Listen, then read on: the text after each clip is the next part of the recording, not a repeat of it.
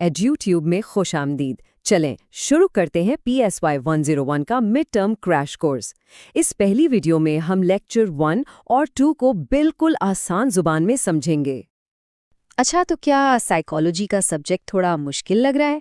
अगर उसकी वजह से परेशानी हो रही है तो फिक्र की कोई बात नहीं। अक्सर स्टूडेंट्स को शुरू में ऐसा ही लगता है। और अगर मामला ये है कि पूरे सेमेस्टर में किताब खोलने का मौका ही नहीं मिला, तब भी टेंशन नहीं लेनी। अभी भी वक्त है और हम सब कुछ कवर कर लेंगे। आप बिल्कुल सही जगह पर आए हैं। यहाँ हम हर चीज़ को बिल्कुल ज़ीरो से बहुत आराम आराम से समझेंगे। और ये एक वादा है कि अगर इस सफ़र में साथ रहें तो मिड टर्म इम्तिहान ना सिर्फ पास हो सकता है बल्कि अच्छे नंबर भी आ सकते हैं। तो चलें इस सफ़र का आगाज़ करते हैं। वादा ये है कि साइकोलॉजी को इतना आसान बना दिया जाएगा कि हर चीज़ बहुत अच्छी तरह समझ आ जाए। अच्छा जी, तो शुरू करते हैं। सबसे पहले लेक्चर 1 का सबसे बुनियादी सवाल, आखिर ये साइकोलॉजी है क्या चीज़? बहुत ही आसान लफ्ज़ों में समझें। साइकोलॉजी दो चीज़ों की स्टडी का नाम है। बिहेवियर यानी हमारा रवैया और माइंड यानी हमारा जहन। बिहेवियर वो सब कुछ है जो हम करते हैं, जैसे चलना, बोलना, हंसना। और माइंड माइंड है हमारी अंदरूनी दुनिया, हमारी सोच, हमारी खुशियाँ, हमारे गम। और हाँ, इसे साइंस इसलिए कहते हैं क्योंकि ये सिर्फ अंदाजे नहीं लगाती। बिल्कुल दूसरी साइंसेस की तरह ये भी लोगों को समझने के लिए गौर से चीज़ों को देखती है, उन पर रिसर्च करती है। साइकोलॉजी के सिर्फ 4 मकसद हैं। चलें एक सादा सी मिसाल से समझते हैं। फर्ज करें कोई दोस्त बहुत खुश है। पहला मकसद डिस्क्राइब करना यानी बताना क्या हो रहा है, वो मुस्कुरा रहा है। दूसरा एक्सप्लेन करना यानी ये क्यों हो रहा है, शायद उसे कोई अच्छी खबर मिली है। तीसरा प्रिडिक्ट करना यानी ये दोबारा कब खुश होगा, जब कोई और अच्छी खबर मिलेगी। और चौथा आखिरी कंट्रोल करना यानी इस खुशी को कैसे बरकरार रखा जा सकता है। बस इतने से ही मकासद हैं। साइकोलॉजी सिर्फ किताबों तक महदूद नहीं, ये हमारी ज़िंदगी में भी इस्तेमाल होती है। जैसे कि इंडस्ट्रियल साइकोलॉजी, ये दफातर और फैक्ट्रियों में काम करने वालों की मदद करती है ताकि वो अपने काम से खुश रहें। फिर आती है हेल्थ साइकोलॉजी, ये इस बात को समझाती है कि हमारा जहन हमारे जिस्म पर कैसे असर करता है। जैसे आपने सुना होगा ना कि ज़्यादा टेंशन लेने से लोग बीमार पड़ जाते हैं, ये वही चीज़ है। और एक और मज़े की फील्ड है कंज्यूमर साइकोलॉजी। ये स्टडी करती है कि हम दुकान पर जाकर एक चीज़ को छोड़कर दूसरी चीज़ क्यों खरीद लेते हैं और टीवी पर इश्तिहार हमें कैसे कायल करते हैं। ज़बरदस्त! देखा कितना आसान था। अब जब हमें ये समझ आ गया है कि साइकोलॉजी क्या है, तो चले लेक्चर 2 की तरफ बढ़ते हैं। ये एक छोटी सी दिलचस्प कहानी है कि ये सारे आइडियाज़ आए कहाँ से। तो साइकोलॉजी की कहानी बहुत पुरानी है। कदीम यूनान में सुकरात और अरस्तु जैसे लोग सोचा करते थे कि ये जहन क्या है। फिर सदियां गुजरीं और 1600 की दहाई में डेकार्ट ने कहा कि जहन और जिस्म आपस में जुड़े हुए हैं। लेकिन असल गेम चेंजर साल था 1879, जब विल्हेम वुंडेट ने जर्मनी में पहली साइकोलॉजी लैब बनाई। बस यहाँ से साइकोलॉजी एक प्रॉपर साइंस बन गई। वुंडेट के बाद 2 बड़े आइडियाज सामने आए। पहला था स्ट्रक्चरलिज्म, जिसे वुंडेट के शागिर्द टिचनर ने पेश किया। उनका कहना था कि जहन को समझने के लिए उसे छोटे छोटे हिस्सों में तोड़ना पड़ेगा, जैसे एक घर को समझने के लिए उसकी ईंटों को देखा जाए। इसके जवाब में आए विलियम जेम्स फंक्शनलिज्म के आइडिया के साथ। उन्होंने कहा, भाई ईंटों को छोड़ो, ये देखो कि पूरा घर काम क्या करता है, उसका मकसद क्या है। चले यहाँ एक छोटा सा ब्रेक लेते हैं, सिर्फ ये देखने के लिए कि अब तक सब कुछ कितनी आसानी से समझ आ गया है। इससे एतमाद बढ़ेगा। देखा, समझ आ रहा है ना सब कुछ। साइकोलॉजी बिल्कुल भी मुश्किल नहीं है जब उसे इस तरह आहिस्ता आहिस्ता एक एक कदम करके समझा जाए। तो कुछ छोटे छोटे सवालात। सबसे पहले नफ्सियात की आसान सी तारीफ क्या थी, और दूसरा सवाल, हमने अभी अभी 2 आज़म पढ़े थे, उनके नाम क्या हैं? अच्छा, अगला सवाल, स्ट्रक्चरलिज्म का आइडिया किसने आगे बढ़ाया था और फंक्शनलिज्म किस चीज़ पर फोकस करता था। अब ये बताएं, साइकोलॉजी के 4 मकसद थे ना, उनमें से कोई भी एक बता दें। और साइकोलॉजी की कोई एक फील्ड जिसका हमने जिक्र किया। और बस आखिरी 2 सवालात, साइकोलॉजी में बिहेवियर या रवैया का क्या मतलब है और याद है वो कौन सा फ़िलसफ़ी था जिसने कहा कि ज़हन और जिस्म आपस में जुड़े हुए हैं? बहुत आला। चलें, अब फटाफट इन तमाम चीज़ों का खुलासा कर लेते हैं जो हमने आज साथ मिलकर सीखी हैं। लेक्चर 1 में हमने देखा कि साइकोलॉजी जहन और बिहेवियर की साइंसी स्टडी है। इसके 4 मकसद हैं: बयान करना, वजाहत करना, पेशन गोई करना और कंट्रोल करना। और ये हमारी जॉब्स, सेहत और यहाँ तक कि शॉपिंग में भी काम आती है। फिर लेक्चर 2 में हमने साइकोलॉजी की तारीख देखी कि इसके आइडियाज़ पुराने फ़िलासफ़र से शुरू हुए, फिर वुंट ने पहली लैब बनाई और हमने स्ट्रक्चरलिज्म और फंक्शनलिज्म का फ़र्क भी समझा। तो लेक्चर 1 और 2 तो हो गए। अब क्या अगले कदम के लिए तैयार हैं? अब आप लेक्चर 3 और 4 के लिए बिल्कुल तैयार हैं। बस इस क्रैश कोर्स के साथ जुड़े रहें और यकीन रखें, मिड टर्म की तैयारी बहुत ज़बरदस्त हो जाएगी। हम साथ मिलकर इसे आसान बना देंगे। अच्छा, तो मुझे मालूम है कि मिड टर्म इम्तिहानात सर पर हैं और थोड़ी टेंशन तो होगी, लेकिन फिक्र की कोई बात नहीं है। जी हाँ, बिल्कुल परेशान नहीं होना। साइकोलॉजी ना बहुत ही दिलचस्प और आसान मजमून है। भले ही आपने पूरा सेमेस्टर किताब खोल कर ना देखी हो, मैं आपको सब कुछ इतने आसान अल्फाज में समझाऊंगा कि आप हैरान रह जाएंगे। बस मेरे साथ रहें और ये लेक्चर्स आपको चंद मिनटों में समझ आ जाएंगे। तो चलें शुरू करते हैं। लेक्चर 3 साइकोलॉजी के कुछ बड़े और बुनियादी आइडियाज के बारे में है। इन्हें स्कूल्स ऑफ थॉट भी कहते हैं। अब ये कोई लंबी चौड़ी थ्योरीज की लिस्ट नहीं है, बल्कि सिर्फ चंद आसान से ख्यालात हैं। तो आइए सबसे पहले नजरिए से शुरू करते हैं, जिसे कहते हैं स्ट्रक्चरलिज्म। अच्छा, पहला नजरिया है स्ट्रक्चरलिज्म, जिसे विल्हेम वुंट और उनके एक स्टूडेंट एडवर्ड टिचनर ने पेश किया। इसका बुनियादी आइडिया बहुत सादा है। ये कहता है कि अगर हमें दिमाग को समझना है तो हमें उसे उसके छोटे से छोटे हिस्सों में तोड़कर देखना होगा। बिल्कुल वैसे जैसे कोई मैकेनिक फोन को ठीक करने के लिए उसके सारे पुर्जे अलग अलग कर देता है ताकि समझ सके कि मसला कहाँ है। इसका सारा फोकस दिमाग के स्ट्रक्चर यानी उसके हिस्सों पर है। अब इसके बाद आया फंक्शनलिज्म, जिसे विलियम जेम्स ने आगे बढ़ाया। ये नजरिया एक कदम आगे की बात करता है। ये कहता है कि दिमाग के हिस्से क्या हैं, ये जानने से ज्यादा अहम ये जानना है कि दिमाग काम क्या करता है, इसका मकसद यानी फंक्शन क्या है। तो अगर हम फोन वाली मिसाल पर वापस जाएं, तो एक फंक्शनलिस्ट फोन को खोलेगा नहीं, बल्कि पूछेगा, भाई ये फोन किस काम आता है, इसका फंक्शन क्या है। फिर आया एक बिल्कुल नया नजरिया, बिहेवियरिज्म, जिसे जॉन बी वॉटसन लेकर आए। उन्होंने कहा, भाई दिमाग के अंदर क्या चल रहा है यह हम देख नहीं सकते, तो इसे छोड़ दो। हमें सिर्फ उस चीज को पढ़ना चाहिए जो हमें नजर आ रही है, यानी इंसान का रवैया या बिहेवियर। जैसे अगर कोई रो रहा है तो ये सिर्फ आंसुओं पर ध्यान देंगे, इस बात पर नहीं कि उसके दिल में क्या दुख है, सिर्फ वो जो बाहर नजर आ रहा है। इसके बाद आती है गेस्टाल्ट साइकोलॉजी। इसका एक मशहूर जुमला है कि पूरी चीज अपने हिस्सों के मजमूए से बड़ी होती है। इसकी सबसे अच्छी मिसाल कार की है। जब आप सड़क पर एक कार देखते हैं तो आपका दिमाग उसे एक कार के तौर पर देखता है। ऐसा तो नहीं कि आप उसे लोहे, टायरों और शीशों के ढेर के तौर पर देखते होंगे। नहीं ना, हम चीजों को एक मुकम्मल शक्ल में देखते हैं। अच्छा जी, अब बारी है साइको एनालिसिस की। इसका नाम तो आपने जरूर सुना होगा, सिगमंड फ्रॉइड की वजह से। इस नजरिए का मरकजी ख्याल यह है कि हमारे ज्यादातर काम हमारे लाशऊर से कंट्रोल होते हैं, यानी दिमाग का वो छुपा हुआ हिस्सा जिसके बारे में हम खुद भी नहीं जानते, और इस हिस्से पर हमारे बचपन के तजुर्बात का बहुत गहरा असर होता है। ये एक बहुत ही मुस्बत, उम्मीद वाली सोच है। इसे एब्राहम मास्लो और कार्ल रॉजर्स जैसे लोगों ने पेश किया। ह्यूमनिस्टिक अप्रोच का मानना है कि इंसान फितरी तौर पर अच्छे होते हैं और हर एक में आगे बढ़ने और खुद को बेहतर बनाने की ख्वाहिश होती है। ये उस यकीन के बारे में है कि हर शख्स के अंदर अपने ख्वाब पूरे करने की ताकत मौजूद है। और लेक्चर 3 का आखिरी नजरिया है कॉग्निटिव स्कूल। ये स्कूल इस बात पर फोकस करता है कि हमारा दिमाग मालूमात को कैसे प्रोसेस करता है। आप अपने जहन को ना एक कंप्यूटर का सॉफ्टवेयर समझ लें। ये स्कूल यही पढ़ाता है कि हम कैसे सोचते हैं, चीजें याद रखते हैं और मसले हल करते हैं। यहां सारी तवज्जो दिमागी प्रोसेसेस पर है। जबरदस्त। देखा, लेक्चर 3 मुकम्मल हो गया। अब लेक्चर 4 की तरफ बढ़ते हैं। इसे यूं समझें कि ये एक ही चीज को देखने के मुख्तलिफ कैमरा एंगल्स या नुक्ते नज़र हैं। पहला नुक्ता नज़र है बायोलॉजिकल। इसके मुताबिक हमारे सारे रवैयों की जड़ हमारे जिस्म में होती है, हमारे दिमाग में, हमारे हार्मोन्स में। जैसे जब हम खुश होते हैं तो ये सिर्फ एक एहसास नहीं होता, बल्कि हमारे दिमाग में डोपामीन जैसे केमिकल्स का नतीजा होता है। सब कुछ जिस्म के हार्डवेयर की वजह से है। दूसरा है बिहेवियरल पर्सपेक्टिव। ये कहता है कि हमारा माहौल हमें इनामात और सज़ाओं के ज़रिए सिखाता है। हम वो काम ज़्यादा करते हैं जिस पर हमें शाबाश मिलती है और उन कामों से बचते हैं जिन पर डांट पड़ती है।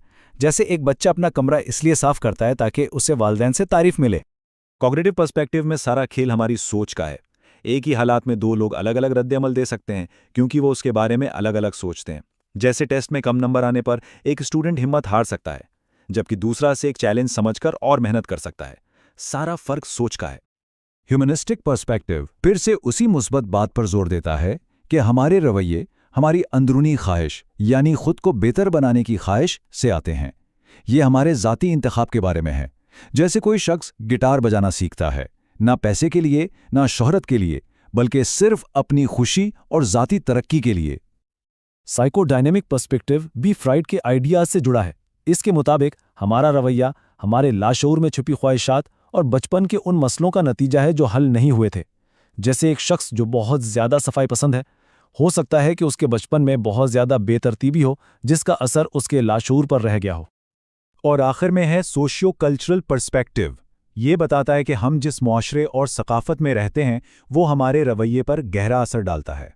सबसे आसान मिसाल आंख में आंख डालकर बात करने की है। कुछ कल्चर्स में ये एतमाद की निशानी है और कुछ में बेअदबी की। यानी हमारा रवैया हमारी सकाफत तय करती है। देखा, आसान है ना? मैंने कहा था ना कि ये मौज़ूआत बिल्कुल भी मुश्किल नहीं है, ये बहुत आसान है। बस मेरे साथ जुड़े रहें और आप अपने मिड टर्म की बेहतरीन तैयारी कर लेंगे, मुझे आप पर पूरा यकीन है। बहुत अच्छा। अब जबकि हमने ये सब नजरियात समझ लिए हैं तो चलें एक छोटा सा टेस्ट करते हैं ताकि ये सब कॉन्सेप्ट्स आपके जहन में पक्के हो जाए। पहला सवाल, स्ट्रक्चरलिज्म क्या है? जरा सोचें। इसका जवाब है ये जहन को उसके सबसे छोटे हिस्सों में तोड़ने का नजरिया है। अगला सवाल, फंक्शनलिज्म किसने शुरू किया? याद करें, जवाब है विलियम जेम्स ने। सवाल नंबर 3, बिहेवियरल पर्सपेक्टिव क्या है? कोशिश करें। जवाब, ये वो नजरिया है जो कहता है कि हमारा माहौल हमें इनामात और सजाओं के जरिए सिखाता है। और सवाल नंबर 4, जेस्टाल्ट साइकोलॉजी क्या है? ये तो आसान है। जवाब, ये नजरिया कि पूरी चीज अपने हिस्सों के मजमूए से बड़ी होती है। सवाल नंबर 5, साइकोडायनेमिक अप्रोच क्या है? ये फ्रॉइड वाला है। जवाब, ये कहता है कि हमारे रवैये लाशऊरी कुव्वतों और बचपन के तजुर्बात से चलते हैं। सवाल नंबर 6, बायोलॉजिकल पर्सपेक्टिव का क्या मतलब है? सोचें। जवाब, इसका मतलब है कि हमारा रवैया हमारे दिमाग, हार्मोन्स और जीन्स की वजह से होता है। सवाल number 7, cognitive school of thought क्या है? वो कंप्यूटर वाली मिसाल याद करें। जवाब, ये इस बात पर तवज्जो देता है कि हम कैसे सोचते और याद रखते हैं। और आखिरी सवाल, सकाफत रवैये पर कैसे असरअंदाज होती है? जवाब, सकाफत हमें माशरे में बर्ताव करने के असूल या नॉर्म्स देती है। बहुत खूब। चलें अब एक फाइनल रिकैप करते हैं ताकि इम्तिहान के लिए याद रहे।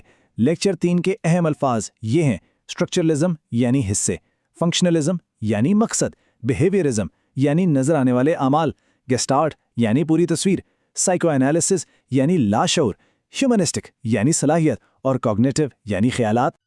और लेक्चर 4 के अहम अल्फाज: बायोलॉजिकल यानी दिमाग और जिस्म, बिहेवियरल यानी माहौल, कॉग्निटिव यानी सोच, ह्यूमनिस्टिक यानी ज़ाती तरक्की, साइकोडायनामिक यानी माजी और लाशऊर, और सोशियो कल्चरल यानी माशरा और सकाफत। बेहतरीन, आपने लेक्चर 3 और 4 कामयाबी से मुकम्मल कर लिए हैं। अब आप अगले लेक्चर्स के लिए बिल्कुल तैयार हैं। ये क्रैश कोर्स देखते रहें और आप अपने मिड टर्म में बेहतरीन कारकर्दगी दिखाएंगे। आप ये कर सकते हैं। इम्तिहान का वक्त जब करीब आता है ना, तो थोड़ी सी परेशानी होना बिल्कुल नॉर्मल सी बात है। सच पूछें तो मुझे भी याद है कि कैसा महसूस होता था, लेकिन फिक्र की कोई बात नहीं, हम सब मिलकर इससे निकल आएंगे।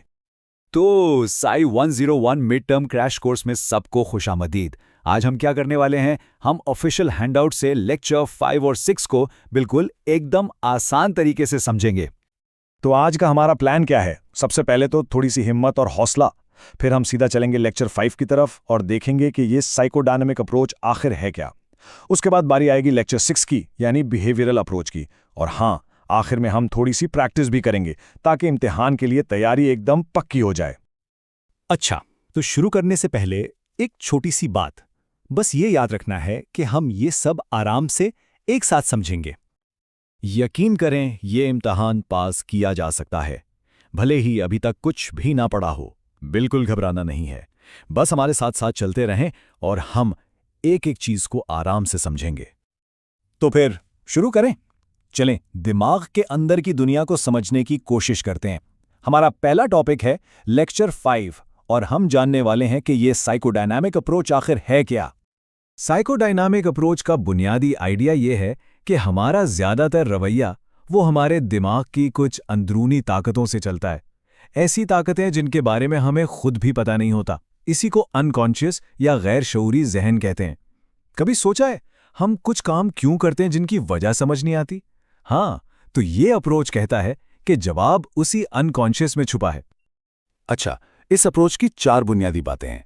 पहली कि हर रवैये के पीछे दिमाग में कोई ना कोई वजह जरूर होती है। इसे कहते हैं साइकिक डिटर्मिनिज्म। दूसरी कि हमारे रवैये का एक बड़ा हिस्सा अनकॉन्शियस यानी गैर शऊरी ताकतों से पैदा होता है। तीसरी कि नॉर्मल और एबनॉर्मल रवैये में किस्म का नहीं बल्कि सिर्फ शिद्दत का फर्क होता है। और चौथी बात कि यह सारा डेटा लैब के तजुर्बात से नहीं बल्कि क्लिनिकल ऑब्जर्वेशन यानी केस स्टडीज से आया है। फ्राइड ने हमारे ज़हन को समझाने के लिए एक आइसबर्ग यानी बर्फ के तोदे की मिसाल दी। सोचें, जो थोड़ा सा हिस्सा पानी के ऊपर नजर आता है वो है हमारा कॉन्शियस या शऊरी ज़हन, यानी वो ख्यालात जिनके बारे में हम अभी सोच रहे हैं। फिर जो हिस्सा पानी की सतह के ठीक नीचे है, जिसे हम थोड़ी कोशिश करके देख सकते हैं, वो है प्री कॉन्शियस। यहाँ हमारी यादें होती हैं। और फिर आता है वो बहुत बड़ा छुपा हुआ हिस्सा जो गहराई में है, वो है हमारा अनकॉन्शियस, जहाँ हमारी दबी हुई ख्वाहिशात और जज्बात होते हैं। अब बात करते हैं शख्सियत के मॉडल की। इसे ऐसे समझें कि हमारे अंदर 3 किरदार हैं। एक है इद, जो एक जिद्दी बच्चे की तरह है जिसे हर चीज फौरन चाहिए, ये प्लेजर प्रिंसिपल पर चलता है। दूसरा है सुपर ईगो, ये एक सख्त उस्ताद की तरह है जो हमेशा सही और गलत के असूल बताता है। और इन दोनों के बीच में है ईगो, जो एक समझदार मैनेजर का काम करता है। ये हकीकत के असूल यानी रियलिटी प्रिंसिपल पर चलता है और इड और सुपर ईगो में बैलेंस बनाता है। फ्रॉइड के मुताबिक हमारी शख्सियत बचपन के कुछ खास मराहिल से गुजरकर बनती है। सबसे पहले है ओरल स्टेज यानी पहला साल, जिसमें बच्चे का फोकस मुंह पर होता है। फिर आती है एनल स्टेज दूसरे साल में, जिसका ताल्लुक टॉयलेट ट्रेनिंग से है। और इसके बाद है फेलिक स्टेज, जो तीसरे से 5वें साल तक होती है, जिसमें बच्चे अपने जिनसी अज़ा और वालिदैन के साथ ताल्लुक को समझना शुरू करते हैं। अच्छा, जब ईगो को बहुत ज़्यादा परेशानी होती है ना, तो वो खुद को बचाने के लिए कुछ तरीके इस्तेमाल करता है जिन्हें डिफेंस मैकेनिज्म कहते हैं, जैसे रिप्रेशन यानी बुरी यादों को अनकॉन्शियस में धकेल देना, या रिग्रेशन यानी बच्चों की तरह बर्ताव करना।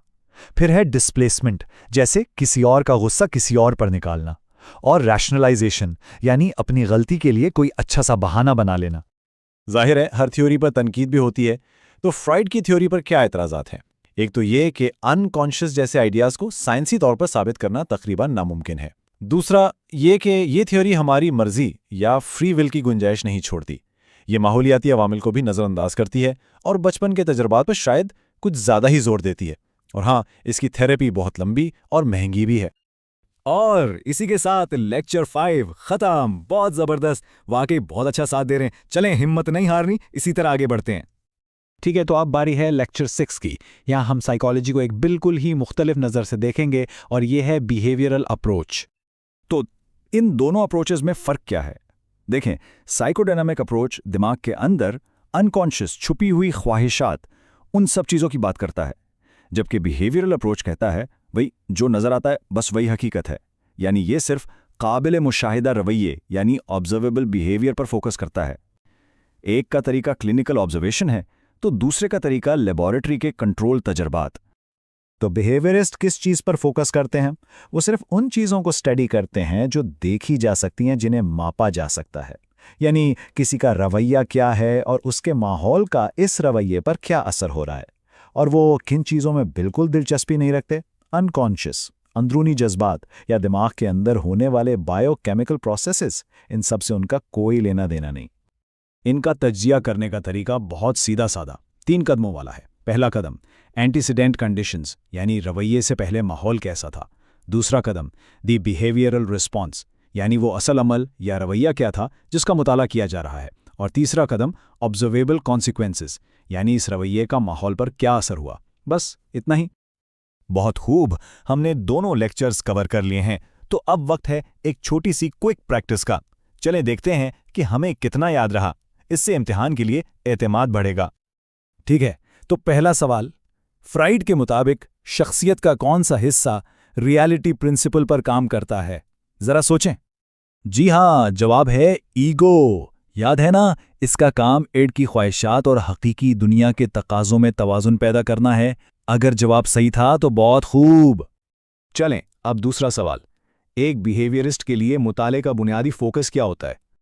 और इसका जवाब है काबिले मुशाहिदा रवैया, यानी ऑब्जर्वेबल बिहेवियर, और ये कि माहौल उसे कैसे कंट्रोल करता है।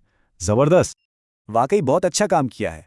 अब आप इम्तिहान के लिए बिल्कुल तैयार हैं। चलें, जाने से पहले सबसे अहम बातें एक बार फिर से दोहरा लेते हैं। तो बस 2 बड़ी बातें याद रखनी है। पहला, साइकोडायनामिक अप्रोच, हमारा रवैया हमारे अनकॉन्शियस यानी माजी के छुपे हुए झगड़ों और ख्वाहिशात का नतीजा है। दूसरा, बिहेवियरल अप्रोच, हमारा रवैया हमारे माहौल और जो कुछ हम उससे सीखते हैं उससे बनता है। बस यही तो है सारा खुलासा। अब जाएं और इम्तिहान में कमाल कर दें। आप बिल्कुल तैयार हैं? सलाम। अगर साइकोलॉजी के मिड टर्म सर पर हैं और ख़ास तौर पर लेक्चर 7 और 8 बहुत मुश्किल लग रहे हैं तो परेशान होने की बिल्कुल ज़रूरत नहीं। एक गहरी सांस लें। आज हम उन तमाम पेचीदा नज़रियात को इंतहाई आसान बनाने वाले हैं। हाँ, मैं समझ सकता हूं कि ये सब कितना मुश्किल लग रहा होगा, ख़ास तौर पे जब इम्तिहान करीब हो। लेकिन मेरा यकीन करें, आज हम लेक्चर 7 और 8 को इतने आसान टुकड़ों में तोड़ देंगे कि आपको लगेगा ये तो कुछ भी नहीं था। बस मेरे साथ रहें। तो एचओ ट्यूब पर आज का हमारा मकसद बिल्कुल साफ है, मिड टर्म्स के लिए आपको तैयार करना। हम सिर्फ अहम नुकात पर बात करेंगे, वो भी बिल्कुल सादा ज़ुबान में, ताकि हर बात आपके जहन में बैठ जाए। तो चलें शुरू करते हैं। हमारा पहला मौजू है ह्यूमनिस्टिक अप्रोच। इसे आसान लफ्ज़ों में एहसासात का नज़रिया भी कह सकते हैं, क्योंकि इसकी सारी तवज्जो हमारे अंदरूनी एहसासात, हमारी ज़ाती नशोनुमा और अपनी सलाहियतों को पहचानने पर है। अच्छा, तो सवाल यह है कि ये नज़रिया आया ही क्यों? देखिए, ये एक तरह का रद्द अमल था। इससे पहले फ्राइड का नज़रिया था, जो कहता था कि इंसान तो अपनी लाशूरी ख्वाहिशात का गुलाम है, और दूसरी तरफ रवैया परस्ती थी, जो कहती थी कि हम सिर्फ अपने माहौल के इशारों पर चलते हैं। लेकिन फिर ह्यूमनिस्टिक साइकोलॉजिस्ट आए और उन्होंने कहा, नहीं रुकिए, इंसान इससे कहीं बढ़कर है। उन्होंने एक बहुत मुस्बत सोच दी कि हर इंसान में अच्छा बनने और खुद को बेहतर बनाने की ज़बरदस्त सलाहियत होती है। इसी सोच को आगे बढ़ाते हुए एक बहुत अहम नाम है कार्ल रॉजर्स का। उन्होंने एक कॉन्सेप्ट दिया जिसे वो एक्चुअलाइजिंग टेंडेंसी कहते थे। इसका मतलब बहुत सादा है। जैसे एक पौधे में कुदरती तौर पर सूरज की तरफ बढ़ने की ख्वाहिश होती है ना, बिल्कुल इसी तरह हर इंसान के अंदर अपनी बेहतरीन सलाहियतों तक पहुंचने की एक कुदरती तड़प होती है। रॉजर्स के मुताबिक एक खुशहाल इंसान बनने के लिए कुछ चीज़ें बहुत ज़रूरी हैं। उनमें सबसे अहम है अनकंडीशनल पॉजिटिव रिगार्ड, यानी आपको बगैर किसी शर्त के प्यार और कबूलियत मिले। लेकिन अक्सर होता क्या है, हमें कंडीशंस ऑफ वर्थ का सामना करना पड़ता है। ये क्या चीज़ है? ये ऐसा है जैसे कोई कहे, मैं तुमसे तभी खुश होऊंगा जब तुम अच्छे नंबर लाओगे। ये जो शर्तें लग जाती हैं ना, ये हमारी कुदरती नशोनुमा में रुकावट बनती हैं। अच्छा, रॉजर्स ने तो इंसान के अंदर की बात की, लेकिन एक और बहुत अहम माहिर इब्राहिम मैस्लो ने कहा कि अंदर की मंजिल तक पहुंचने के लिए पहले बाहर की कुछ ज़रूरतें पूरी करनी पड़ती हैं। उन्होंने एक अहराम यानी पिरामिड बनाया। सबसे नीचे हमारी जिस्मानी ज़रूरतें हैं, जैसे खाना और पानी। जब वो पूरी होती हैं तो हमें तहफ़्फ़ुज़ और सलामती चाहिए। उसके बाद मोहब्बत और ताल्लुक़ की ज़रूरत आती है, फिर इज़्ज़त की। और जब ये सारी मंजिलें तय हो जाती हैं, तभी हम सबसे ऊपर सेल्फ एक्चुअलाइजेशन यानी अपनी ज़ात की तकमील की चोटी पर पहुंच सकते हैं। चलें, एहसासात से अब हम आते हैं सोच पर। यह है हमारा अगला सेक्शन, द कॉग्निटिव अप्रोच। ये नज़रिया इस बात पर तवज्जो देता है कि हमारा दिमाग मालूमात को कैसे प्रोसेस करता है, यानी हम सोचते कैसे हैं।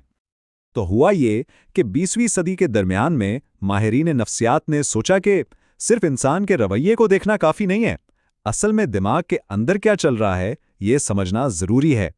उन्होंने दिमाग को एक कंप्यूटर से तशबीह दी। जैसे कंप्यूटर डेटा लेता है, उसे प्रोसेस करता है और फिर आउटपुट देता है, वैसे ही हमारा दिमाग भी करता है। पियाजे और चॉम्स्की जैसे माहिरीन ने इस सोच को बहुत आगे बढ़ाया।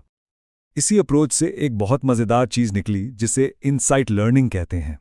कभी आपके साथ ऐसा हुआ है कि आप किसी मसले पर अटके हुए हैं और फिर अचानक से आहा, दिमाग में बत्ती जल जाती है और हल सामने आ जाता है? बस यही है। ये कोलर की तहकीक थी जिसने बताया कि हम सब कुछ कोशिश और गलती से नहीं सीखते, बल्कि कभी-कभी हल अचानक एक बसीरत की सूरत में आता है। अच्छा, तो ये जो हम महसूस करते हैं, खुशी, गम, डर, ये जज्बात बनते कैसे हैं? शाख्तर ने इसका एक बहुत सादा सा 2 स्टेप फॉर्मूला दिया। पहला कदम, जिस्म में कोई तब्दीली होती है, जैसे दिल का जोर से धड़कना। दूसरा कदम, दिमाग इर्द गिर्द देखता है और इस जिस्मानी तब्दीली को एक नाम, एक लेबल देता है। अगर सामने कोई खतरा है तो दिमाग कहेगा ये डर है, अगर कोई खुशी की खबर है तो दिमाग कहेगा ये खुशी है। और देखें, हम हर चीज खुद गलती करके नहीं सीखते, है ना? एल्बर्ट बंदूरा ने यही बात की। उन्होंने कहा, हम दूसरों को देखकर सीखते हैं। इसे ऑब्जर्वेशनल लर्निंग कहते हैं। जैसे एक बच्चा अपने बड़ों को तमीज से बात करते देखता है और खुद भी वैसा ही सीख जाता है। इसी सोच की बुनियाद पर फिर बेक और एलिस जैसे माहिरीन ने बताया कि कैसे हमारी मनफी सोचें हमारे डिप्रेशन की वजह बनती हैं और इन सोचों को बदलकर हम अपना इलाज कर सकते हैं। ज़रा यहाँ पर रुकते हैं। हमने लेक्चर 7 पूरा कर लिया है और आपने बहुत अच्छा काम किया है। मुझे पूरी उम्मीद है कि अब ये सब कुछ पहले से कहीं ज़्यादा आसान लग रहा होगा। ये जो मुश्किल नाम है ना, इनके पीछे बहुत सादा आइडियाज़ हैं और आप इनको बिल्कुल ठीक समझ रहे हैं। यही सबसे अहम है। मेरा यकीन करें, मिड टर्म्स में आप बहुत आराम से अच्छा स्कोर कर लेंगे। बस हिम्मत नहीं हारनी। चलें अब लेक्चर 8 की तरफ। इसमें हम ये देखेंगे कि माहिरीन नफ्सियात आखिर तहकीक करते कैसे हैं, मतलब वो अपने सवालों के जवाबात तक पहुंचते कैसे हैं। ये साइकोलॉजी का कैसे करें वाला हिस्सा है। माहिरीन नफ्सियात ऐसे ही अंदाजे नहीं लगाते, वो एक प्रॉपर सिस्टम फॉलो करते हैं जिसे साइंटिफिक मेथड कहते हैं, बिल्कुल एक रेसिपी की तरह। उसके 6 सादा स्टेप्स हैं। पहला, कोई सवाल या मसला पहचानो। दूसरा, उस पर पहले से मौजूद तहकीक पढ़ो। तीसरा, एक मफरूज़ा बनाओ। चौथा, तहकीक डिज़ाइन करो और डेटा इकट्ठा करो। पांचवा, डेटा का तज्जिया करो। और छठा, एक नतीजा निकालो। ये एक बहुत मुनज़्ज़म तरीका है। तो माहिरीन नफ्सियात के टूल किट में क्या क्या औजार होते हैं मालूमात जमा करने के लिए? आइए देखते हैं। उनके पास कई औजार हैं। सबसे पहला है ऑब्जर्वेशन, यानी मुशाहिदा करना। इसमें वो बस लोगों को उनके कुदरती माहौल में देखते हैं, जैसे किसी स्कूल में बच्चों को खेलते हुए। इसे नेचुरलिस्टिक ऑब्जर्वेशन कहते हैं। फिर आते हैं सर्वेज, यानी सवालनामे, जिनसे बहुत सारे लोगों से राय ली जाती है। और तीसरा है कोरिलेशन, यानी 2 चीज़ों के दरमियान ताल्लुक देखना। तो ये कोरिलेशन क्या चीज़ है? बहुत आसान है। पॉजिटिव कोरिलेशन का मतलब है जब एक चीज़ बढ़ती है तो दूसरी भी बढ़ती है। मिसाल के तौर पे जितनी ज़्यादा पढ़ाई उतने अच्छे नंबर। नेगेटिव कोरिलेशन इसका उलट है, जब एक चीज़ बढ़ती है तो दूसरी कम होती है, जैसे जितना ज़्यादा स्क्रीन टाइम शायद उतने कम नंबर। और ज़ीरो कोरिलेशन का मतलब है कि दोनों चीज़ों का आपस में कोई ताल्लुक ही नहीं है। ठीक है, हम तकरीबन आखिर तक पहुंच गए हैं। अब बिल्कुल इम्तिहान की तैयारी पर फोकस करते हैं। आइए कुछ ऐसी चीज़ें देखें जो आपको इम्तिहान में बराह रास्त मदद देंगी। मैं कुछ सवाल पूछूंगा, कोशिश करें कि जहन में जवाब आए। पहला, खुद शनासी या सेल्फ एक्चुअलाइजेशन क्या है? दूसरा, कंडीशंस ऑफ वर्थ क्या हैं? और तीसरा, नेचुरलिस्टिक ऑब्जर्वेशन क्या है? चलें अब जवाबात देखते हैं। खुद शनासी, अपनी पूरी सलाहियत तक पहुंचना। कद्र की शराइत, जब लगे कि हमारी कद्र कुछ शर्तों से जुड़ी है। और फितरी मुशाहिदा, किसी के रवैये को उसके कुदरती माहौल में बगैर मुदाखलत के देखना। इन सादा जवाबात को याद रखें। यह स्लाइड, यह समझें, आपके इम्तिहान के लिए सबसे अहम है। यह आपकी चीट शीट है। इसमें दोनों लेक्चर्स के मेन पॉइंट्स हैं। ह्यूमैनिस्टिक नज़रिए में रॉजर्स और मैस्लो को याद रखें। कॉग्निटिव नज़रिए में बंदूरा और बेक अहम है। और रिसर्च में साइंसी तरीकाकार और कॉरिलेशन की अक़साम को जहन में रखें। यहाँ रुककर इसे अच्छी तरह से देख लें। और बिल्कुल आखिर में एक सवाल आपके लिए। अब जब आप जानते हैं कि आपके एहसासात और आपकी सोच आपके रवैये पर कैसे असर डालती है, तो क्या आप अपने आप को और अपने अमाल को बेहतर तौर पर समझ सकते हैं? इस पर ज़रूर सोचिएगा। आपने बहुत अच्छा काम किया। इम्तिहान के लिए ढेर सारी नेक ख्वाहिशात। चलें जी, आज साइकोलॉजी के लेक्चर 9 और 10 की बारी है। मुझे पता है कि ये लेक्चर्स थोड़े बड़े और मुश्किल लगते हैं, ख़ास तौर पर अगर पूरे सेमेस्टर में पढ़ाई ना की हो, लेकिन आपने बिल्कुल फिक्र नहीं करनी। हम इन लेक्चर्स को इतना आसान बना देंगे कि आपको सब कुछ आराम से समझ आ जाएगा। बस रिलैक्स होकर मेरे साथ साथ चलते रहें। आज हम लेक्चर 9 और 10 दोनों को बहुत ही आसान तरीके से एक एक करके समझेंगे। तो आज का हमारा प्लान क्या है? सबसे पहले लेक्चर 9 में रिसर्च के तरीकों को देखेंगे, फिर लेक्चर 10 में इंसान की नशोनुमा को समझेंगे। इसके बाद साइकोलॉजी की सबसे मशहूर बहस नेचर वर्सेस नर्चर पर बात होगी और आखिर में फाइनल इम्तिहान के लिए कुछ अहम सवालात की प्रैक्टिस भी करेंगे। तो चलें शुरू करते हैं लेक्चर 9 से। इसमें हम ये देखेंगे कि साइकोलॉजिस्ट आखिर इंसान के रवैये को समझने के लिए मालूमात इकट्ठी कैसे करते हैं। ये बहुत दिलचस्प है। अच्छा, रिसर्च करने के ना 3 बड़े तरीके हैं। पहला है कंटेंट एनालिसिस। इसमें रिसर्चर्स टीवी शोज, किताबों या इश्तिहारों जैसी चीज़ों को स्टडी करते हैं और उनमें पैटर्न्स ढूंढते हैं। दूसरा है फोकस ग्रुप्स। ये एक तरह का ग्रुप इंटरव्यू होता है जहां कुछ लोगों से उनकी राय और एहसासात पूछे जाते हैं। और तीसरा है मेटा एनालिसिस। इसमें बहुत सारी अलग अलग स्टडीज के नतीजों को इकट्ठा करके एक बड़ा ओवरऑल नतीजा निकाला जाता है। अब आते हैं सबसे अहम मेथड पर, एक्सपेरिमेंटल रिसर्च। पता है क्यों खास है? क्योंकि सिर्फ यही एक तरीका है जो हमें कॉज एंड इफेक्ट यानी वजह और असर का पक्का पक्का ताल्लुक बताता है। मतलब ये बताता है कि क्या वाकई एक चीज दूसरी चीज की वजह बन रही है। इसके लिए रिसर्चर्स हालात को बहुत एहतियात से कंट्रोल करते हैं। किसी भी एक्सपेरिमेंट में 2 बहुत अहम चीजें होती हैं, इंडिपेंडेंट वेरिएबल और डिपेंडेंट वेरिएबल। इंडिपेंडेंट वेरिएबल वो चीज है जिसे रिसर्चर खुद बदलता है ये देखने के लिए कि इसका क्या असर होगा, और डिपेंडेंट वेरिएबल वो चीज है जिसे नापा जाता है ये देखने के लिए कि इस पर क्या असर हुआ। सीधे लफ्जों में, एक को हम बदलते हैं, दूसरे पर उसका असर देखते हैं। एक्सपेरिमेंट्स में आमतौर पर 2 ग्रुप्स बनाए जाते हैं। एक होता है एक्सपेरिमेंटल ग्रुप। ये वो ग्रुप है जिससे ट्रीटमेंट दिया जाता है, यानी जिस पर इंडिपेंडेंट वेरिएबल अप्लाई किया जाता है। और दूसरा होता है कंट्रोल ग्रुप। इससे कोई ट्रीटमेंट नहीं दिया जाता। ये सिर्फ मुवाजना करने के लिए होता है ताकि पता चले कि ट्रीटमेंट ने वाकई कोई फर्क डाला भी है या नहीं। एक क्लासिक एक्सपेरिमेंट का डिजाइन बहुत सादा होता है। इसके 3 स्टेप्स हैं। पहला, शुरू में दोनों ग्रुप्स को नापो।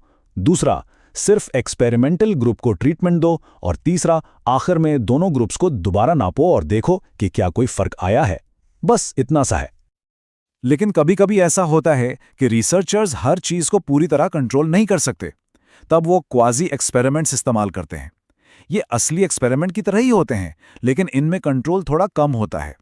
ये अक्सर तब इस्तेमाल होते हैं जब आप लोगों को अपनी मर्जी से ग्रुप्स में नहीं डाल सकते, जैसे जुड़वां बच्चों पर या गोद लिए हुए बच्चों पर रिसर्च करते वक्त। देखा, कोई मुश्किल नहीं है उस पे। आप लोग सब कुछ समझ रहे हैं। ये टॉपिक सिर्फ देखने में लंबे चौड़े लगते हैं, लेकिन असल में ये बहुत आसान है। चलें जी, अब लेक्चर 9 मुकम्मल हुआ। अब लेक्चर 10 की तरफ बढ़ते हैं, ह्यूमन डेवलपमेंट। इसमें हम ये देखेंगे कि हम सब इंसान अपनी पूरी जिंदगी में कैसे बदलते हैं और कैसे बढ़ते हैं। तो ये डेवलपमेंटल साइकोलॉजी आखिर है क्या? ये साइंस की वो शाख है जो इस बात का मुताहा करती है कि इंसान माँ के पेट से लेकर मौत तक अपनी पूरी जिंदगी में कैसे और क्यों बदलता है। ये जो तब्दीलियां होती हैं ना, ये 2 किस्म की होती हैं। एक होती है क्वांटिटेटिव चेंज। इसका मतलब है मिकदार में तब्दीली, जैसे कद का बढ़ना, वजन का बढ़ना। और दूसरी है क्वालिटेटिव चेंज, यानी क्वालिटी में तब्दीली, जैसे एक बच्चे का सोचने का अंदाज बदल जाना या बात करने का तरीका सीखना। अच्छा जी, अब बात करते हैं साइकोलॉजी की सबसे मशहूर, सबसे पुरानी बहस की, नेचर वर्सेस नर्चर। ये वाकई बहुत दिलचस्प है। इस बहस का बुनियादी सवाल बहुत सादा है। हम जो कुछ भी हैं वो क्यों हैं?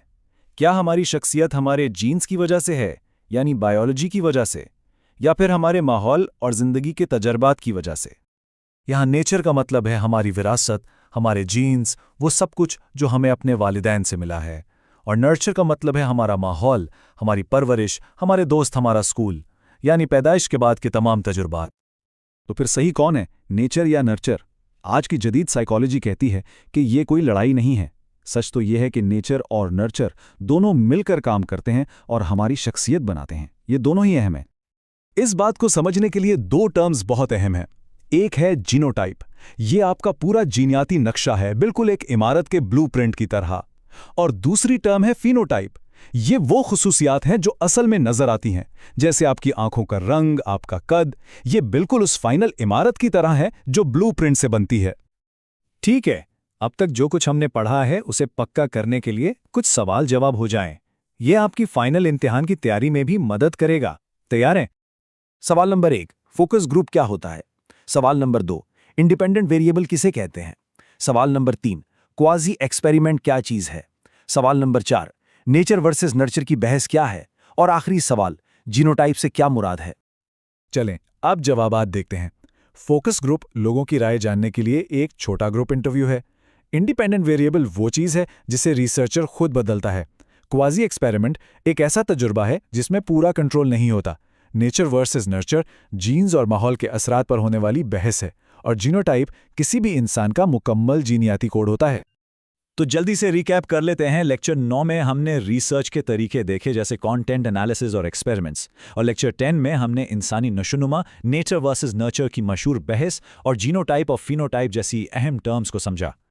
बहुत खूब। अब आप लेक्चर 11 और 12 के लिए पूरी तरह तैयार है। बस इसी तरह ये क्रैश कोर्स देखते रहें और आपके मिड टर्म की तैयारी बहुत आसानी से हो जाएगी। अपना ख्याल रखिएगा। अस्सलामुअलैकुम। साइकोलॉजी के मिड टर्म इम्तिहान की तैयारी के इस सफ़र में खुशामदीद। चलें, लेक्चर 11 और 12 के जो सबसे अहम टॉपिक्स हैं उनको बिल्कुल आसान लफ्ज़ों में समझते हैं। देखिए, परेशान होने की बिल्कुल भी ज़रूरत नहीं है। हम हर चीज़ को बहुत आराम से, बहुत आहिस्ता आहिस्ता समझेंगे। और अगर अभी तक कुछ भी नहीं पढ़ा है ना, तो फिक्र ना करें। ये टॉपिक्स इतने आसान हैं कि आप आराम से समझ जाएंगे। बस मुझ पर भरोसा रखें। करना सिर्फ ये है कि बिल्कुल पुरसुकून रहना है और एक-एक कदम करके मेरे साथ सीखना है। सब कोई बहुत आसान लगेगा। एजुट्यूब में आप सबको खुशामदीद। इस सेशन में हम PSY 101 के मिड टर्म के लिए 2 लेक्चर्स कवर करने वाले हैं। लेक्चर 11 जिसमें हम देखेंगे कि हमारी सोच कैसे बढ़ती है, और लेक्चर 12 जिसमें हम समझेंगे कि हमारा जिस्म और दिमाग कैसे काम करता है। अच्छा, तो आज हम क्या क्या सीखने वाले हैं? सबसे पहले हम बात करेंगे कि हमारी सोच कैसे डेवलप होती है। फिर 3 बहुत अहम थिंकर्स हैं, उनके आइडियाज़ को समझेंगे। उसके बाद हम अपने जिस्म के कंट्रोल सेंटर यानी नर्वस सिस्टम की बात करेंगे।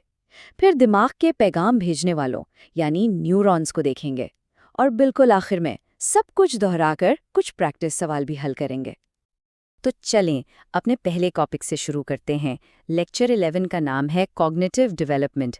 ये नाम सुनकर थोड़ा मुश्किल लगता है ना, लेकिन इसका मतलब बहुत सादा सा है। इसका मतलब है कि वक्त के साथ हमारी सोचने और समझने की सलाहियत कैसे बढ़ती है। यानी एक छोटा बच्चा कैसे सोचना, सीखना और मसलों को हल करना सीखता है। तो कॉग्निटिव डेवलपमेंट असल में है क्या? ये वो पूरा प्रोसेस है जिसके ज़रिए एक बच्चे की सोच, उसकी समझ और प्रॉब्लम सॉल्व करने की स्किल्स पैदाइश से लेकर बड़े होने तक डेवलप होती हैं। बिल्कुल जैसे एक छोटा सा बीज आहिस्ता आहिस्ता एक मजबूत दरख्त बन जाता है। अब 2 लफ्ज़ों को समझना बहुत ज़रूरी है। एक है कॉग्निशन और दूसरा है नॉलेज।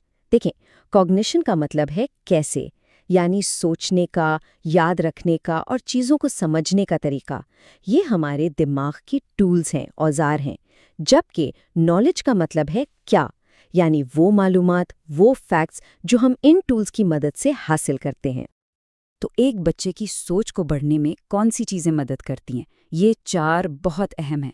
याददाश्त यानी मेमोरी, इन्फॉर्मेशन को समझना यानी प्रोसेसिंग इन्फॉर्मेशन, अपने आसपास की दुनिया से इंटरैक्ट करना और ख़ास तौर पर वालिदैन के साथ एक मजबूत रिश्ता।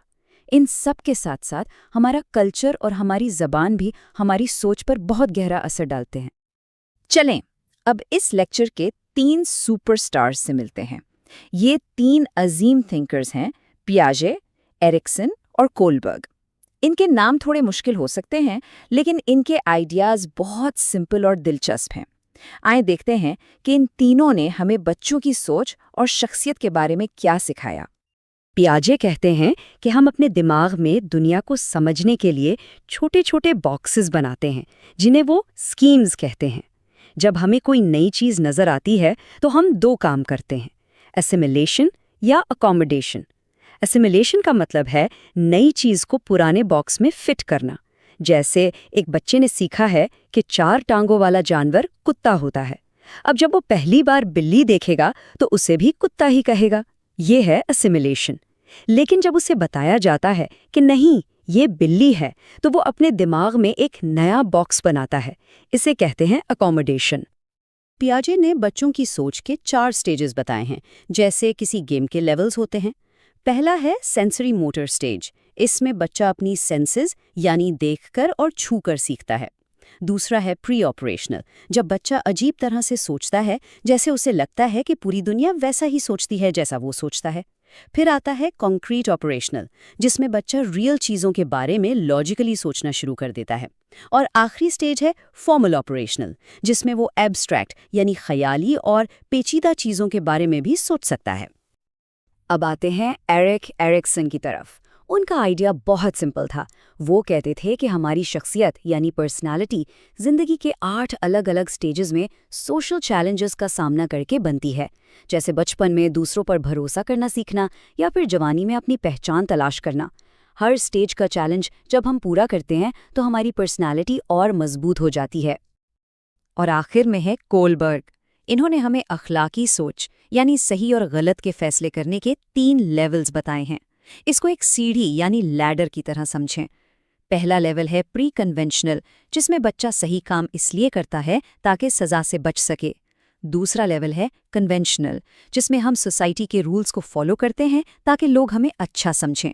और तीसरा और सबसे ऊपर वाला लेवल है पोस्ट कन्वेंशनल, जिसमें इंसान अपने ज़मीर और अपने उसूलों के मुताबिक फैसले करता है। अरे वाह, बहुत अच्छा जा रहा है। देखा, ये टॉपिक्स देखने में बड़े और मुश्किल लगते हैं, लेकिन असल में कितने सिंपल हैं। हिम्मत रखें, हम बिल्कुल सही जा रहे हैं। जबरदस्त। अब हम अपने अगले लेक्चर 12 की तरफ बढ़ते हैं।